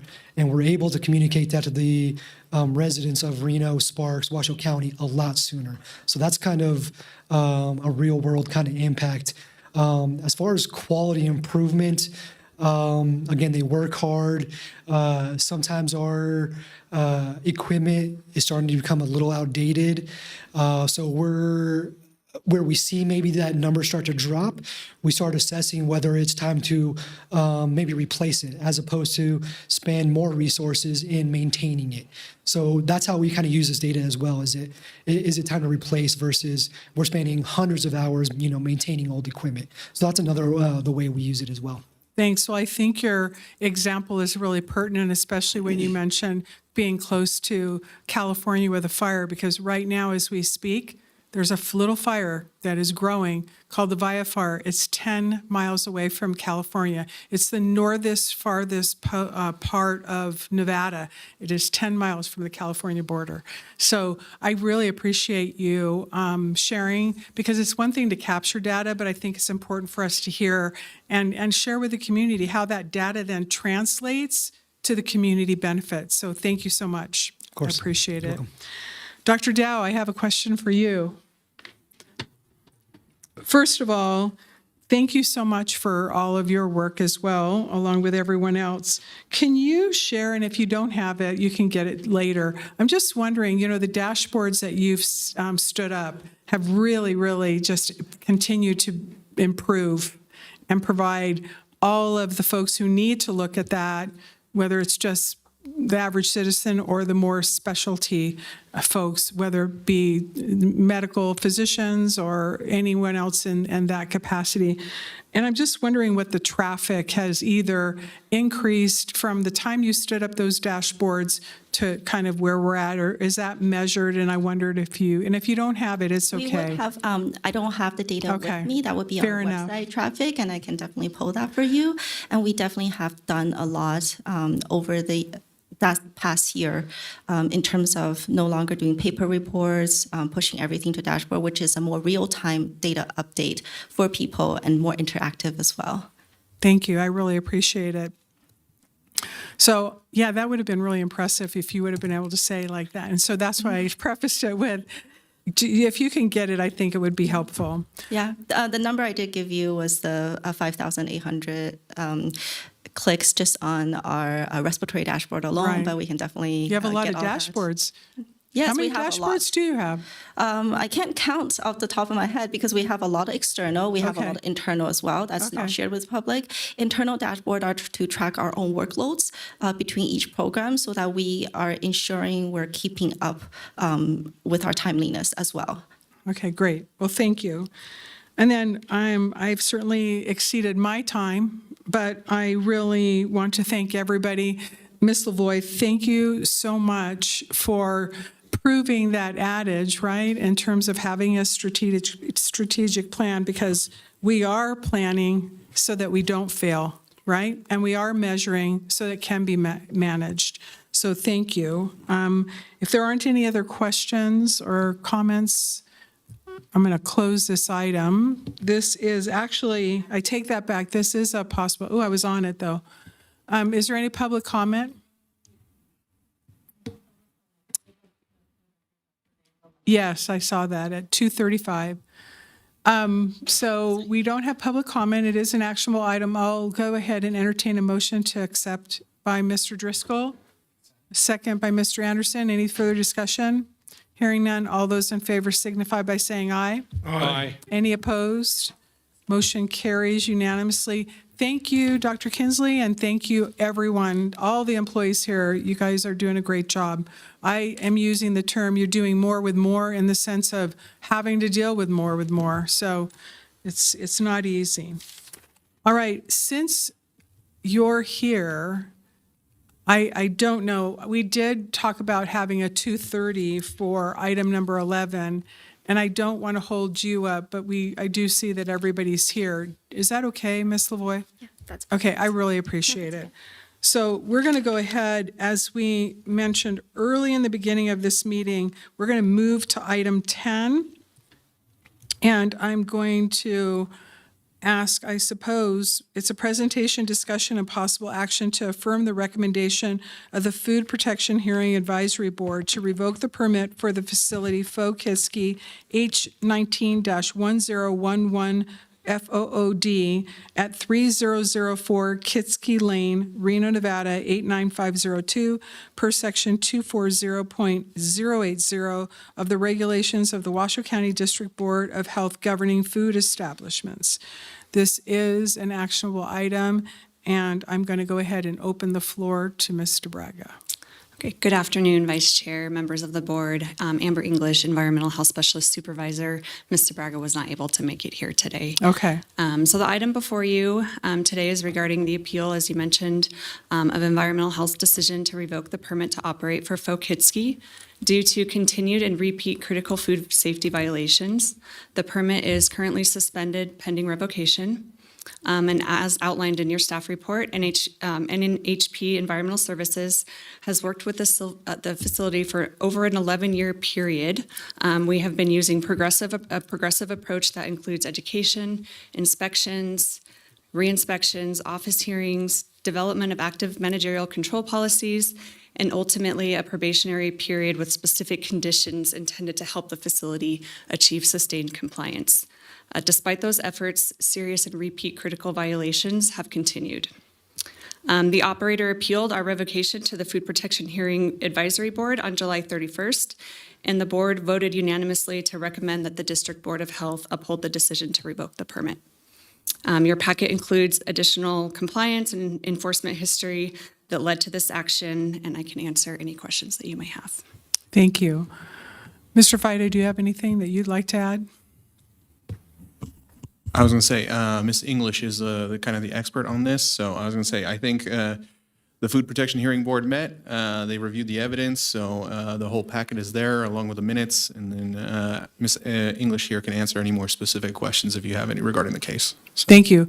Are there any questions? I am going to ask DA Reed if you can just share procedurally. I've conducted hearings in other boards I serve on and give an opportunity to the appellant, and I'd like to extend that if that's okay with you. We usually have a 10-minute time restriction for that, and I want to make sure that that adheres with the District Board of Health. I don't have, this is Dana Reed, Deputy Attorney. I don't have that process directly in front of me, but that is my recollection. And of course, the board at its discretion can provide more time. The goal is to provide due process and of course, make sure that the board has the information that it needs to ratify the decision made by the advisory board. Thank you for the clarification. So seeing no questions at this moment, thank you, Ms. English, and thank you, Mr. Fida, but don't go anywhere. We would like to open it up for the appellant to come up and say whatever it is you'd like to say. And if you could identify your name for the record, thank you. And that mic does move down if you want, just for your convenience. Hello, ladies and gentlemen. My name is Lộc Nguyen. I am an owner of the restaurant Fokitski. We've been working on the Fokitski 11 years ago. Furthermore, I would like to say thank you very much for you here to have a meeting today. I'm not here to deny any problem by the issue by the inspector, but the only thing, we have a really struggling to deal with the business. I hope you understand about it. We try the best, but I truly have two restaurants. But during the time, the employee, the worker, did not stay long enough to training, so I have a lot of stuff to deal with. But for now, we've been sold another restaurant, so I only have one left. That's for my life, my family to live in. So I would like to hope you understanding and let me open back my business, taking care of family, and continue to collect the tax for Washoe County, and also have the people have a job that they really struggling to deal with. Besides that, I am welcome to any question from you.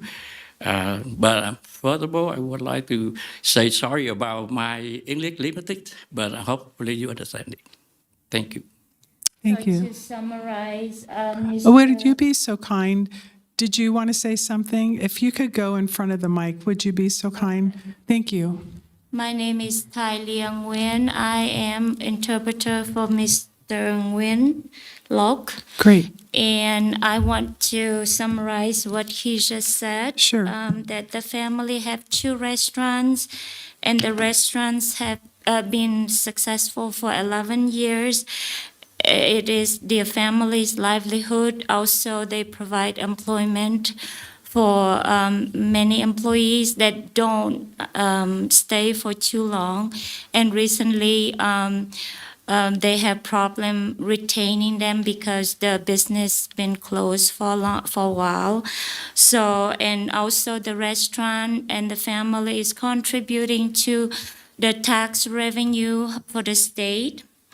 And Mr. Locke is truly sorry for all the violations and he's not denying all the violations that occurred in his establishment due to the language barrier between his communication. Also, his staff is primarily speaking in Spanish, and he is speaking in Vietnamese. So he is accepting the fault and will do everything to correct them. And his only wish is to be able to retain 1 restaurant. It is their livelihood for the family. Thank you. Thank you. We do have additional time. You have additional time if you'd like to say anything. Can Would my you? son have something to talk to you? Sure, of course. From my understanding. Sure, if you could identify your name, please. Hello, my name is Sang Nguyen. Thank you, Council, for meeting with us today. We're very grateful for the opportunity. And I'm an architect, but I'm a son of 2 loving immigrant parents first. So I wanted to come out here and support my family and kind of address the situations. We totally, wholeheartedly understand the faults that were created from just managing 2 restaurants that we weren't prepared to do. Considering the load of stress and the load of employees, we weren't able to successfully combat all of the things that were required to make sure that we run a safe environment for the Reno Public Health Department. And so that we are very, truly sorry. And most importantly, we plan to make it right. And that's our main goal today, speaking with you guys, is that we just want to make things right again. We don't want trouble. We don't want to harm anybody. That was never our intention, and our hearts are pure. We just want to serve the community, and we love seeing people's faces smile. We miss recognizing people's faces and families as they grow, as they come into our restaurants and enjoy our company as much as we enjoy theirs.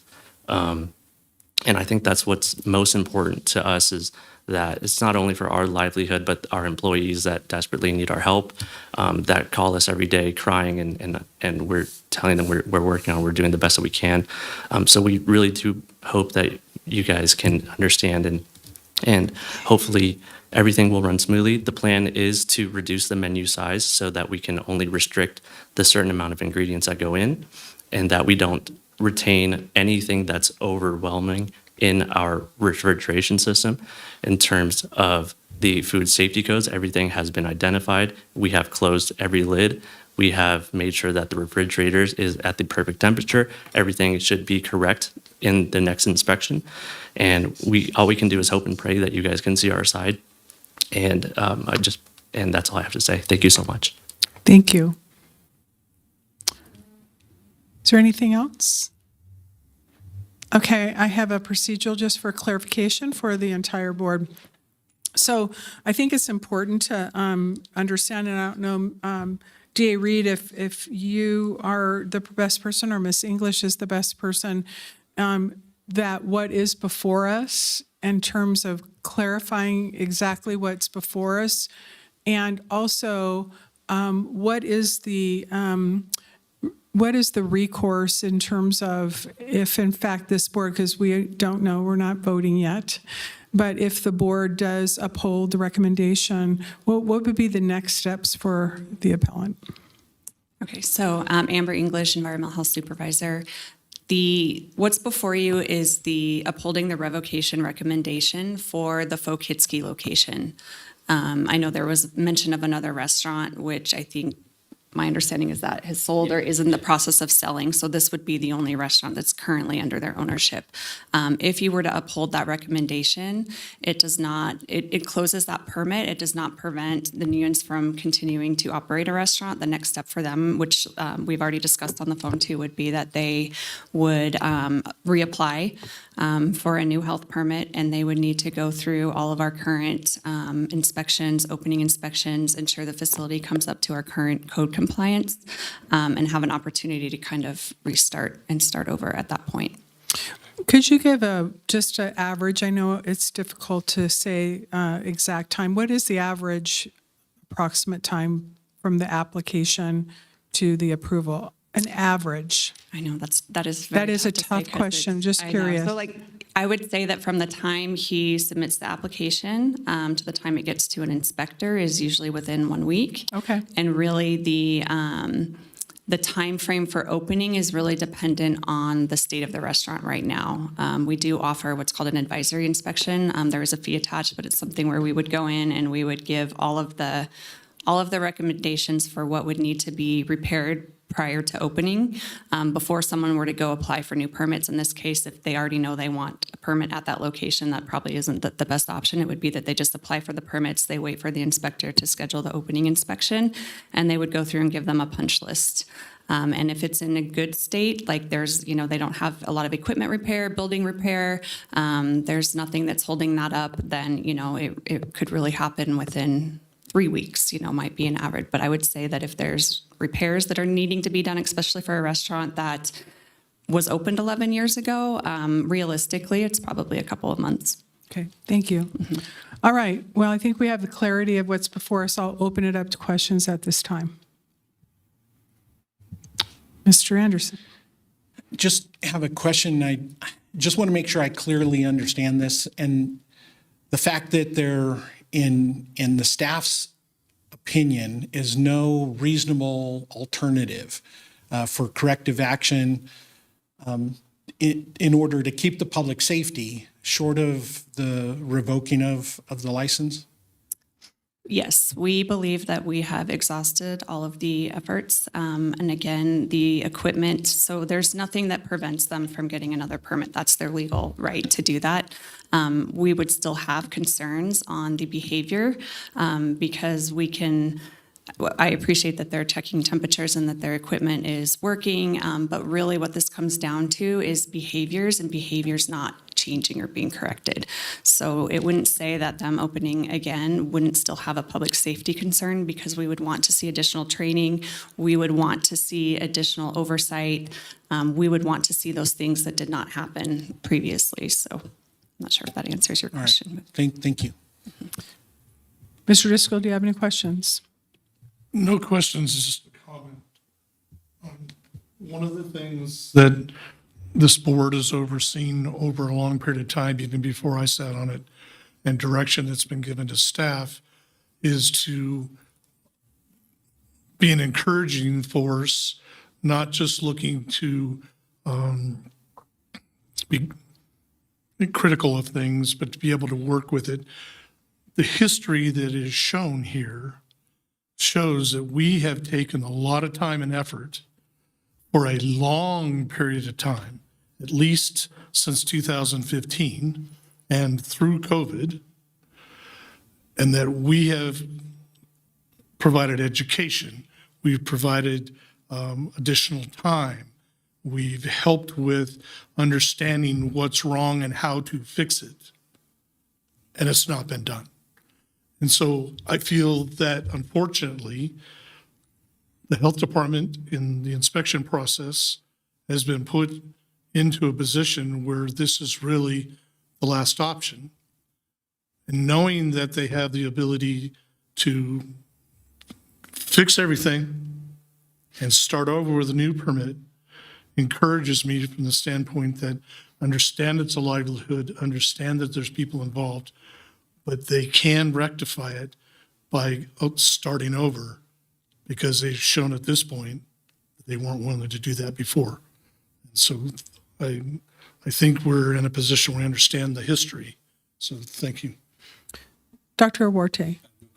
Okay, so We have three opportunities we can move to affirm, we can move to modify the recommendation, or we can move to rescind the recommendation. Before we call for a motion, is there any public comment on this? I have no public comment, no. Okay, is there any other further discussion or questions for the appellant or for Ms. English or Mr. Fida? All right, hearing none, then I'm going to entertain a motion at this time.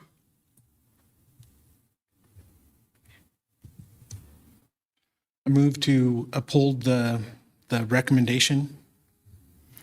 All right, we have a motion to affirm the recommendation of the FPHAB to uphold staff's decision to revoke the permit to operate for Pho Kitsky H19-1011 FOOD due to repeat violations per section 240.080 of the regulations of the Washoe County District Board of Health governing food establishments. Was that your motion, Mr. Anderson? Yes, ma'am. Okay, thank you. Do we have a second? Second. We have a motion and a second. Any further discussion? Hearing none, I'll call for the question. All those in favor signify by saying aye. Aye. Any opposed? Motion carries. And I'm hoping, Ms. English and Ms. Frida, you can continue to work with everyone the best you can. Thank you.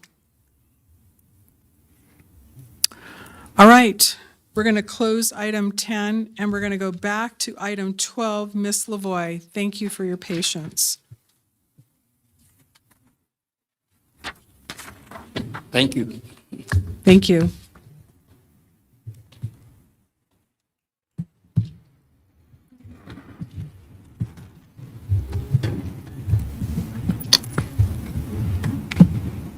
Hard decision, but necessary. Still not, but they have a chance to start over, so I'm okay. All right, good afternoon, members of the board. I'm Brianna Lavoie, Director of Programs and Projects for the Office of the District Health Officer's Office. You might want to turn on the mic. We can hardly hear you. Can you hear me now? Yeah. Oh, Is that a yeah. little better? Okay. Isn't that, every time you say that, do you think about that commercial? Do you hear me now? Do you hear me now? I say that so much. I'm sorry for digress. Please, thank you. I'm really excited to share that the 2026 Community Health Assessment Report is now available to the community. You should have 2 copies at your seat, and I'm going to talk a little bit more about why you have 2 copies. But before I do that, my presentation is going to be very brief today, and before we actually dive into the report, I want to first thank Renown Health for being on this journey with us and sharing the vision of bringing partners together and being intentional about leveraging our resources to actually make improvement here in our community. Some of the priorities that you're going to hear about today are very complex, and so we're not going to be able to accomplish this work alone. We're going to have to do it with community partners. I also want to recognize Dr. Kelly Watkins, NNPH's Epidemiology Program Manager.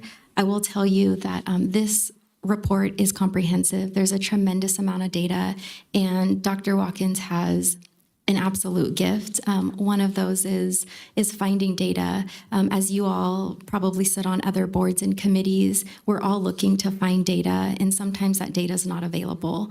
Dr. Watkins can find the data, and if we don't have that data, she knows of other data that could possibly be used as a proxy to measure health outcomes, and we're extremely grateful for that.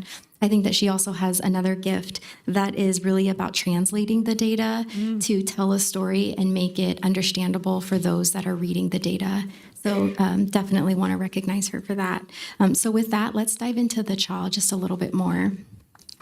I want to spend a few minutes talking about the CHA, but how we use it beyond just a report. At its core, the CHA is an evidence-based picture of health in Washoe County. It brings together information about health outcomes spanning from what the economic conditions look like in Washoe County all the way to what access to healthcare services look like in different pockets of communities and for different populations. And it also helps us understand where there is risk in our community. In January, more than 200 community partners convened at our Community Health Forum to take a look at this data and then prioritize where our community should focus. And so it's a very different conversation when we're saying, this is what the data shows us, but actually, where can we make a meaningful difference in our community? So our community partners, we're really taking a look at what resources are available to them, where is there already momentum, and where are there opportunities to collaborate together. All of that information came together into a report, which is what you're seeing now, and that's the community health assessment. So there are really two ways to think about the value of the CHA, what it provides for Northern Nevada Public Health and what it provides to the broader community. For NNPH, the assessment gives us a strong foundation for data-informed decision-making. As I was sharing earlier today, we use the community health assessment for our strategic planning. It's the data that we use to set our strategic priorities, and it connects us to what's actually happening in our community. It also gives us a baseline. So when we take a look at community actions or implementation efforts, we get to go back to this data to actually use it as a measuring stick to see, are we making progress or making a meaningful difference in our community? Now, for the broader community, I think that's where it actually, there's a larger opportunity there. We now have a common evidence-based resource so that partners are utilizing something that is shared and it's evidence-based. We're using the same measuring indicators across the community so that we're all working in the same direction. That's really what the community health assessment is for. So the actual data finding process, that's fairly straightforward. We start with looking at the findings, we prioritize all of the data to understand where we're going to focus our attention. And then we start to take strategic action through a community health improvement plan. But the most important piece about all this is it's a cycle, and the data really helps us determine where we're going to prioritize, but it's to continue to come back to take a look at where should we continue to collaborate together. This also reinforces the role we see for NNPH, right, as a regional. It's okay if he leaves. No, I know. But we don't have any actionable items at this point. What would you like to do? I prefer we wait till we have quorum. I think that's the safer approach, but I'll defer. Okay. to the chair. I looked when he got up, and that's why I said we didn't have any actionable items. So it could, I'm just asking if I'll follow whatever you say, but this is all information. So I'll let you tell us, what would you like us to do? I'm not familiar that the quorum requirement requires an item to be an action item. Gotcha. It's necessary for a meeting.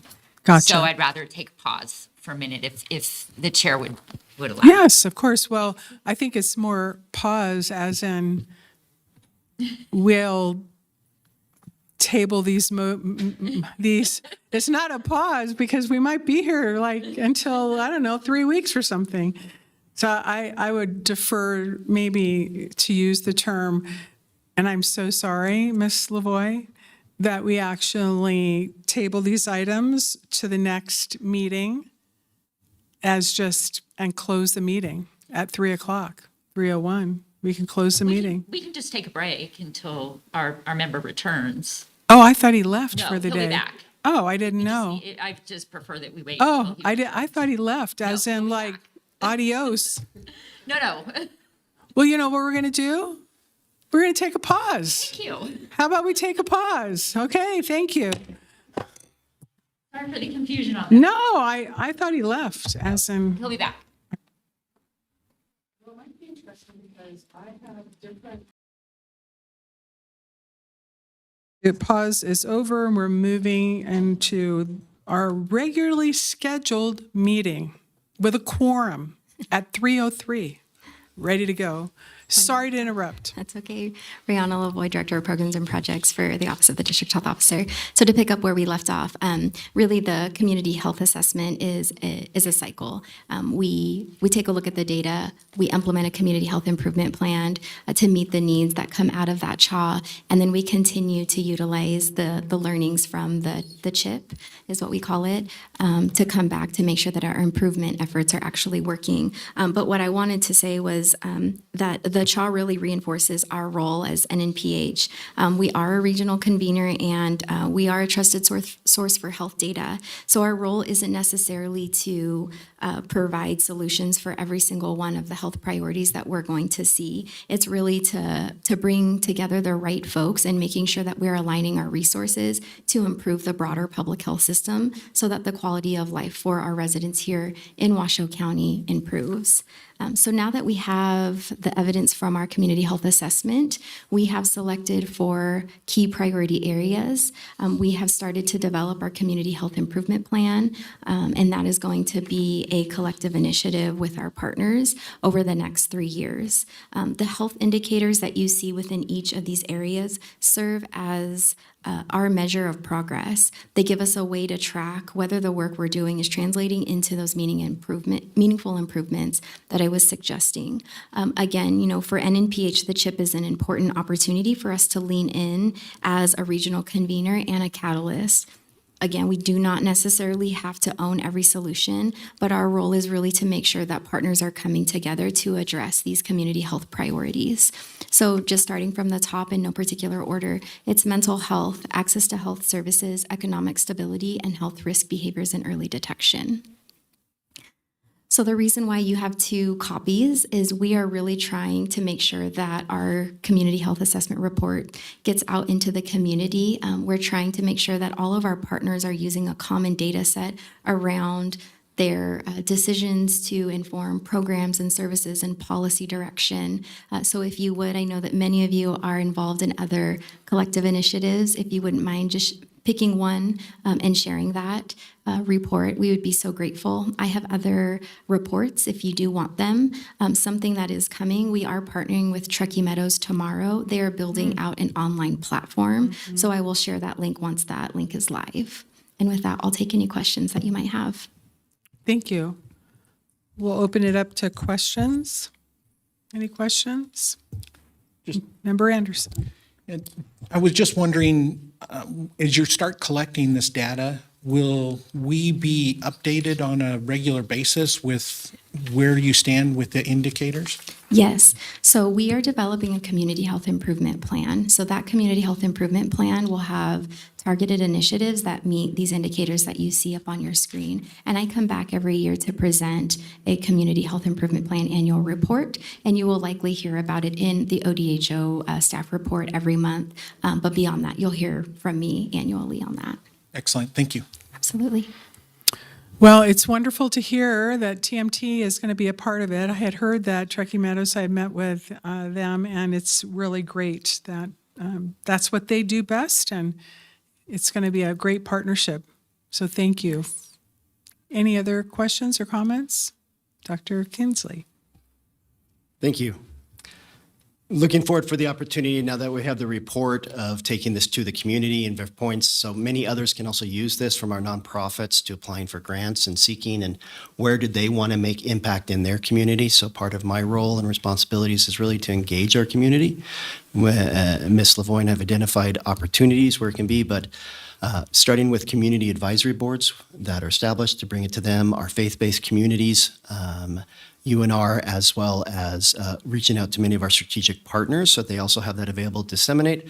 But we'll be working with the board too to identify any other areas that you'd like me to take it to. But also going to the Chamber of Commerce, working with Ms. Silver there to be able to really engage it with our business so they understand too, where's this at? What are they seeing with their employees? What do they know, and how can they help their individual employees as well as overall for our community? So looking forward to really getting this out. And then also they, with that, should help be able to draw more people in for our community improvement plans for it as well. So thank you. Great. Well, it might be one of those where you end up having even just a launch of everything and help TMT. They have a huge base to draw from in terms of community partnerships, along with Renown and everyone. And so maybe doing even, I'll use the term a summit, just like the youth summit that's coming up that will have 500 attendees as an example. So I think that there's huge opportunities. Are you going to that, by the way? I am going to. Yeah, I'm going to that. All right. Anything else? The CHA is really the top. right, of everything that everybody does. So thank you. All right. Hearing none, then this is not an actionable item. In fact, the rest of our agenda is not an actionable item. But certainly we'll move now to the staff reports, and we're on 13A, air quality management. Well, there you are again. Thank you, Vice Chair, members of the board. For the record, Francisco Vega, Director of the Air Quality Management Division. Just really quickly, a few things. I did give an update on where federal EPA is standing on the PM 2.5 ambient air quality standards. Again, the court essentially made effective the February 7th implementation date. So we're moving forward. We're putting all the plans together, and we're proceeding under that date. So should be good.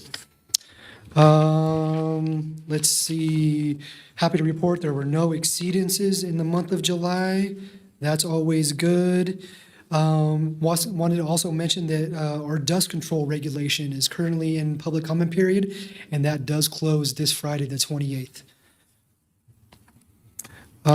During the month of July, from a plan review perspective, we did complete 99% of all plan reviews within a timely manner.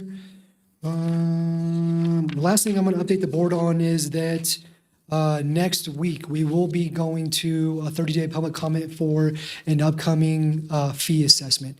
Since about March of this year, we've been working together with a third-party consultant, essentially assessing our fees with the goal in mind of trying to accomplish 100% cost recovery. Pretty pleased with the results of that. And that, again, will be going to public comment period here next week. We plan on doing an extensive stakeholder engagement process, very targeted to some of our stakeholder groups.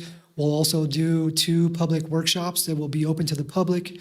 MGT, the third-party consultant, is going to present in September as well. And the plan is to bring business impact statement to the board in October, with hopefully a proposed fee adoption in December. So I just wanted to update the board on that as well. Thanks. With that, I'd be happy to entertain any questions. Thanks.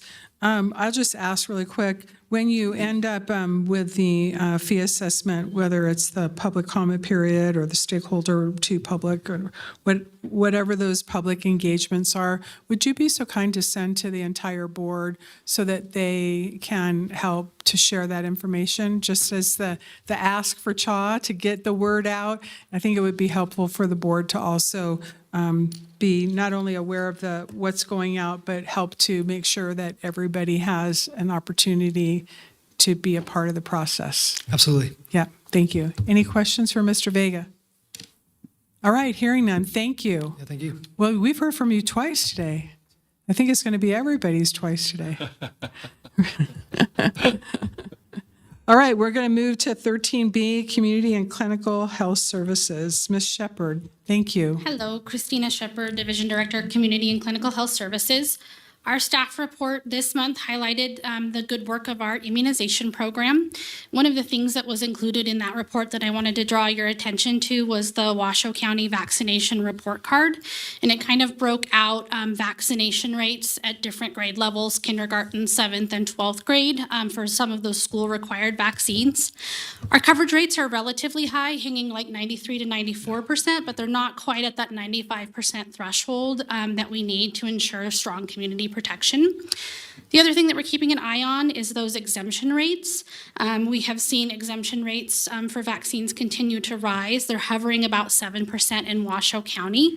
The CDC just released new data that showed for the state of Nevada an 8.7% exemption rate, which is significantly higher than the national exemption rate of 4.2%.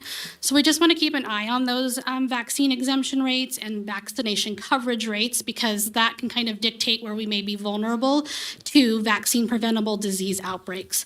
So just something for us to keep an eye on, especially with the frequent changing landscape of vaccines. But On the flip side of that, really happy to report that we just concluded a very successful back-to-school season for immunizations. We vaccinated 235 kiddos during 2 vaccine events, and then we vaccinated an additional 90 kids the first 2 days of school. Nothing like waiting till the last minute. I did have the privilege of working at the August 8th event, and I had so many parents just share their deep appreciation, saying that they really had no place else to go to vaccinate their kids. So we're really grateful that we were there on a Saturday, the Saturday before school started, to get their kids vaccinated.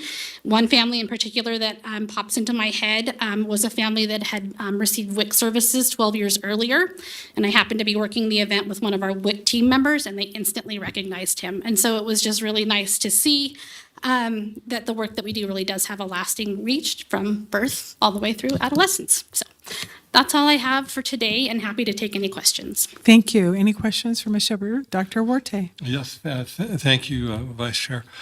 Question, some of the counties in Nevada had much lower vaccination rates, worrisomely low in my estimation. Story County, I think Lincoln County were, like hovering around 50 to 60%.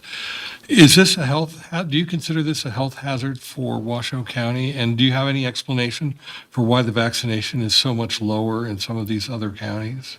I don't have good data to back up why there's low vaccination rates. I would imagine it has a lot to do with access, and then a lot to do with potentially some vaccine misinformation that continues to circulate on things like social media. Okay. I would say because a lot of people have to travel to Washoe County for services that are not available in their counties. When we do see low vaccination rates in other counties, it can present a public health risk to our community because we potentially have people that are unvaccinated coming into the community for medical services. They may be ill coming in to get care. So it does present a potential risk that we need to monitor. Oh, okay, all right. And thank you very much. Thank you. Any other questions? Thank you, Ms. Shepard. Thank you. We'll close item B. We're going to move to 13C, Environmental Health Services Program. Mr. Fida.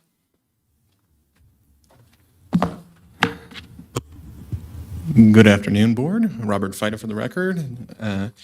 So you have my report in front of you. So some of the stuff I did want to highlight is we recently had 2 staff members that got their essentially REHS. So that means they transitioned from a trainee level to a full journey level at this point. So they are full-fledged inspectors with the certification and everything.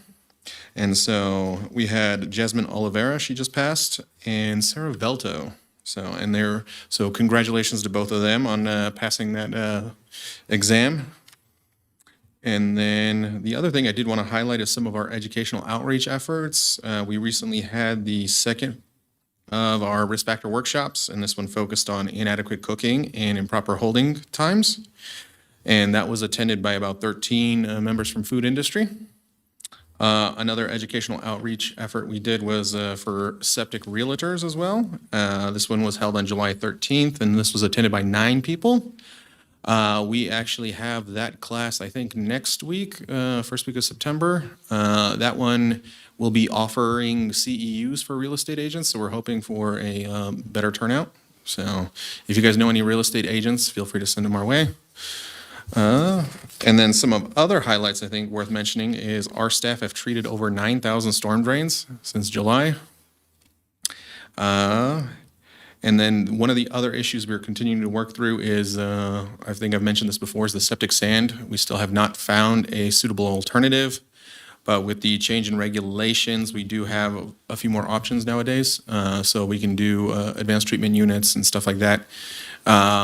It is a little more costlier than some of those sand filters, but at least there's an opportunity for those folks to install a adequate treatment system now. So that's kind of the highlights I had for the board. Feel free to ask any questions regarding the report. Thanks. Any questions? Dr. Huarte. Actually, a comment. Thank Sure. you, Vice Chair. A comment. I attended the cooking and holding time class, and again, your staff did an excellent job with their educational efforts. So commend everyone for that, and appreciate the fact that those services are available, that education is available to members of the community. Anyone is welcome to attend, so if they would just want to learn, we are welcome to have them as well. Thank you. Any other questions? I just wondered, especially the CEUs for realtors, I'm guessing you're reaching out to the Northern Nevada Realtors Association, Sierra Nevada's Realtors Association. We did reach out to the real estate division. This one is kind of a pilot class we're testing out. I see. So don't invite everybody yet? We don't want to open the floodgates quite yet. I We're see. still learning the process and the Gotcha. paperwork and all that stuff, but I think next So we didn't one, mention those two then. Sorry. I just didn't know that. Because if they're looking for CEUs, that's a great opportunity for your I think class it's to be really full. you're not wrong. Free CEUs, I think is great, and I think it's a great educational opportunity for some of our real estate agents, especially to learn what they need, what they're looking for, and what issues can arise, especially with new property owners and stuff like that. So, yeah. Well, thanks for being on the forefront of trying to, again, help the community do the best job they can do, right? In their profession. All right. Thank you so much, Mr. Fida. Thank you. We're going to move now to 13D, Population Health. Dr. Dow.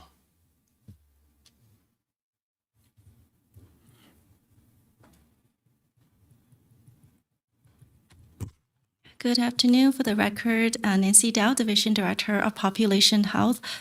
First of all, thank you, Vice Chair Andriola, for your kind words earlier regarding the fire's efforts. I'm sure Dr. Kingsley will have more to add later, but especially regarding Ms. Andrea Esp and her preparedness team's work throughout this. That's many, many hours, sleepless nights, and all the support to just not our community, but within our health department as well, with our various programs that also supported the fire efforts. Other things to highlight with our CDIP program, Chronic Disease Injury Prevention, we did complete our second Stepping On workshop series on July 20th, which was co-facilitated with Renown Health at the Renown Regional Medical Center. Just a reminder, that's a 7-week evidence-based program that helps older adults reduce their risk of falls through balancing and strengthening exercises, home safety education, medication review, and vision health guidance, and other practical strategies that support their independence and for healthy living. So due to this success, we're coordinating another third offering at a new location, the Spark Senior Center, beginning October 13th. Our program is also organizing a free community balancing screening event at the Spark Senior Center on September 24th from 9 a.m. to 1 p.m. in recognition of National Falls Prevention Awareness Week. This outreach for both efforts has already begun, including a presentation to the Washoe County Senior Coalition on August 7th, and also additional outreach and tabling with our senior center locations is upcoming. Also, in our epidemiology program, I did want to bring to awareness that we received an unusual number of notifications indicating several Washoe County cases has been associated with multi-state outbreaks. Typically, only 1 or 2 such cases were reported every year. However, since May of this year, 10 Washoe County residents have been linked to seven separate multi-state outbreaks. 5 of these notifications occurred in the month of July. Majority of these were salmonellosis outbreaks. Some were still unidentified to a specific source, whereas others traced to contaminated food sources or exposure to backyard poultry.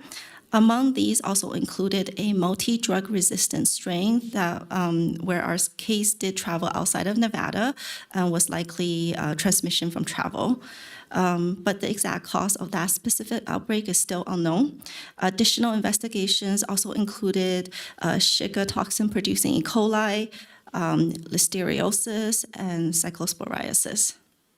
So that's all my update. I'm happy to answer any questions. Thank you. Any questions for Dr. Dow?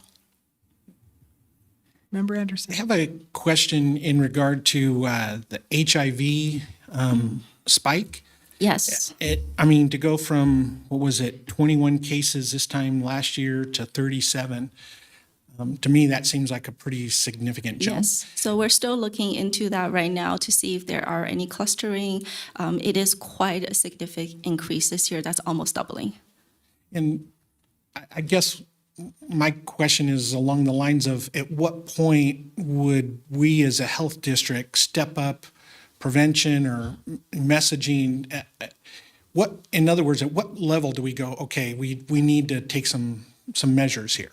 I think at this point it is already pretty alarming to our team. That's why we're trying to dig into these cases to see if there's any clustering happening and what are possible causes of such increase, especially with shifts in funding when it comes to HIV with Ryan White and everything. That linkage to care is also something of a struggle right now, too.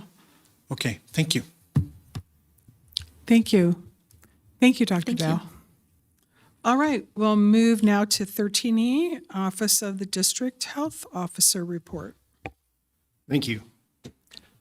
As in part of my report, due to the nature of public health, the district health, I'm able to provide updates on subject matter that affects local, state, and national interest. And so at this time, I'd like to go ahead and provide a few current updates. I want to make the board and our community aware of some information regarding the recent fires in Washoe County. As you know, the Hawk fires destroyed over 40 homes and damaged many others. And just a few weeks ago, the Bug and Stallion fires destroyed 9 homes. As families begin the process of rebuilding and repairing, and as our community returns to these homes that are adjacent to the impacted areas, they may contain hazardous materials that pose an immediate and long-term risk to people and the environment. Today, we worked with Washoe County, and as defined in NRS, and as the district health officer, I declared a local public health emergency. There are a few purposes for this. It prioritizes identifying and safely removing toxic materials before debris cleanup process. It provides access to emergency resources. It will be included with the governor's request for federal funding. It supports individuals and their response, whether it be with insurance providers or how they approach their response to their properties, and helps prevent additional environmental damage. We will be continuing to work with the county to provide information to both our community as well as those individuals as we work through this process and continue to update this. But for our response and to improve the resilience and continue the resilience of our community and those impacted from this. As overall numbers on discussing for this, many of points that we help coordinate during it is the evacuation of healthcare or even homes. So individuals that perhaps have a loved one that is in a small house of perhaps 8 beds or whatever.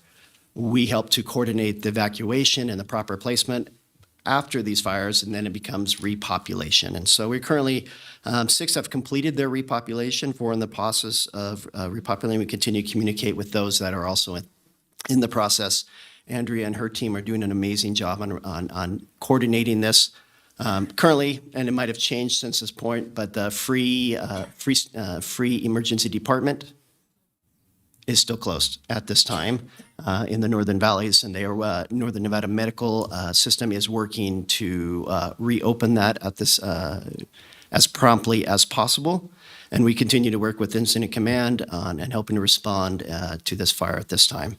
The rest of my report, I leave before you if you have any questions, willing to answer, but for time, just have the report before you. Thank you. Thank you. Any questions for Dr. Kinsley? I'll just echo thank you, Dr. Kinsley. Thanks for the entire team. Again, thanks to the Washoe County Regional Emergency Manager. I mean, Kelly Echeverra, at one of the EOC meetings, Andrea was there and she was like, just gave huge praise. So it is a team effort. So thank you. I'll just add that please make sure that you watch perimetermap.com. We are on the other side of things with the Bug and Stallion. It's like Bug, Fred Mountain, and Stallion are in the high 90% of containment. Hawk is at also a high number, but the winds today are certainly a cautionary situation. And so thanks again to REMSA, to all of the partners, to everyone. This was, I mean, I've again lived here 40 years, and this was back to back. No one got any sleep. It went right from one to another. So there were essentially 4 fires, as I mentioned earlier.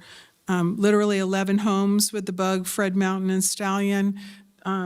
Just to give everybody the latest, the data assessment, the damage assessment team has been deployed and is identifying those homes. And the process, just so you know, is when the damage assessment team does determine a home unoccupiable, if you will, they go through the coroner's office for identification. So they go through damage assessment, assessor for contact, and then the coroner's office for, because they have the ability with their trained staff, if there is some troubling news. I mean, think about the phone call you might get saying your home is no longer occupiable or is gone. So it is a team effort. Everyone in the community, again, a big thanks. Kelly Echeverra and her team also should be commended as the regional emergency manager. And the incident team right now is the Great Basin 3, the previous team with the Southwest area team. And so as one of the incident folks said, you have a beautiful, beautiful community. And I said, you are welcome here, but I hope I don't see you in a professional capacity. Please come visit. So we're very, very lucky. Thank you, Dr. Kinsley, and thanks to the entire team. All right, we'll move now to item number 14, which is public comment. Comments heard under this item will be limited to 3 minutes per person and may pertain to matters both on and off the board agenda. Unused time may not be allocated to other speakers. The board may also hear public comment under individual action items with comment limited to 3 minutes per person. Comments are to be made to the board as a whole, and virtual public comment may be taken when facilities are available. I have no requests for public comment. Thank you. We'll now move to board comment. Are there any comments for any of the board members? Hearing none, we're going to go ahead and close the meeting, officially close the meeting at 3:30. Thank you.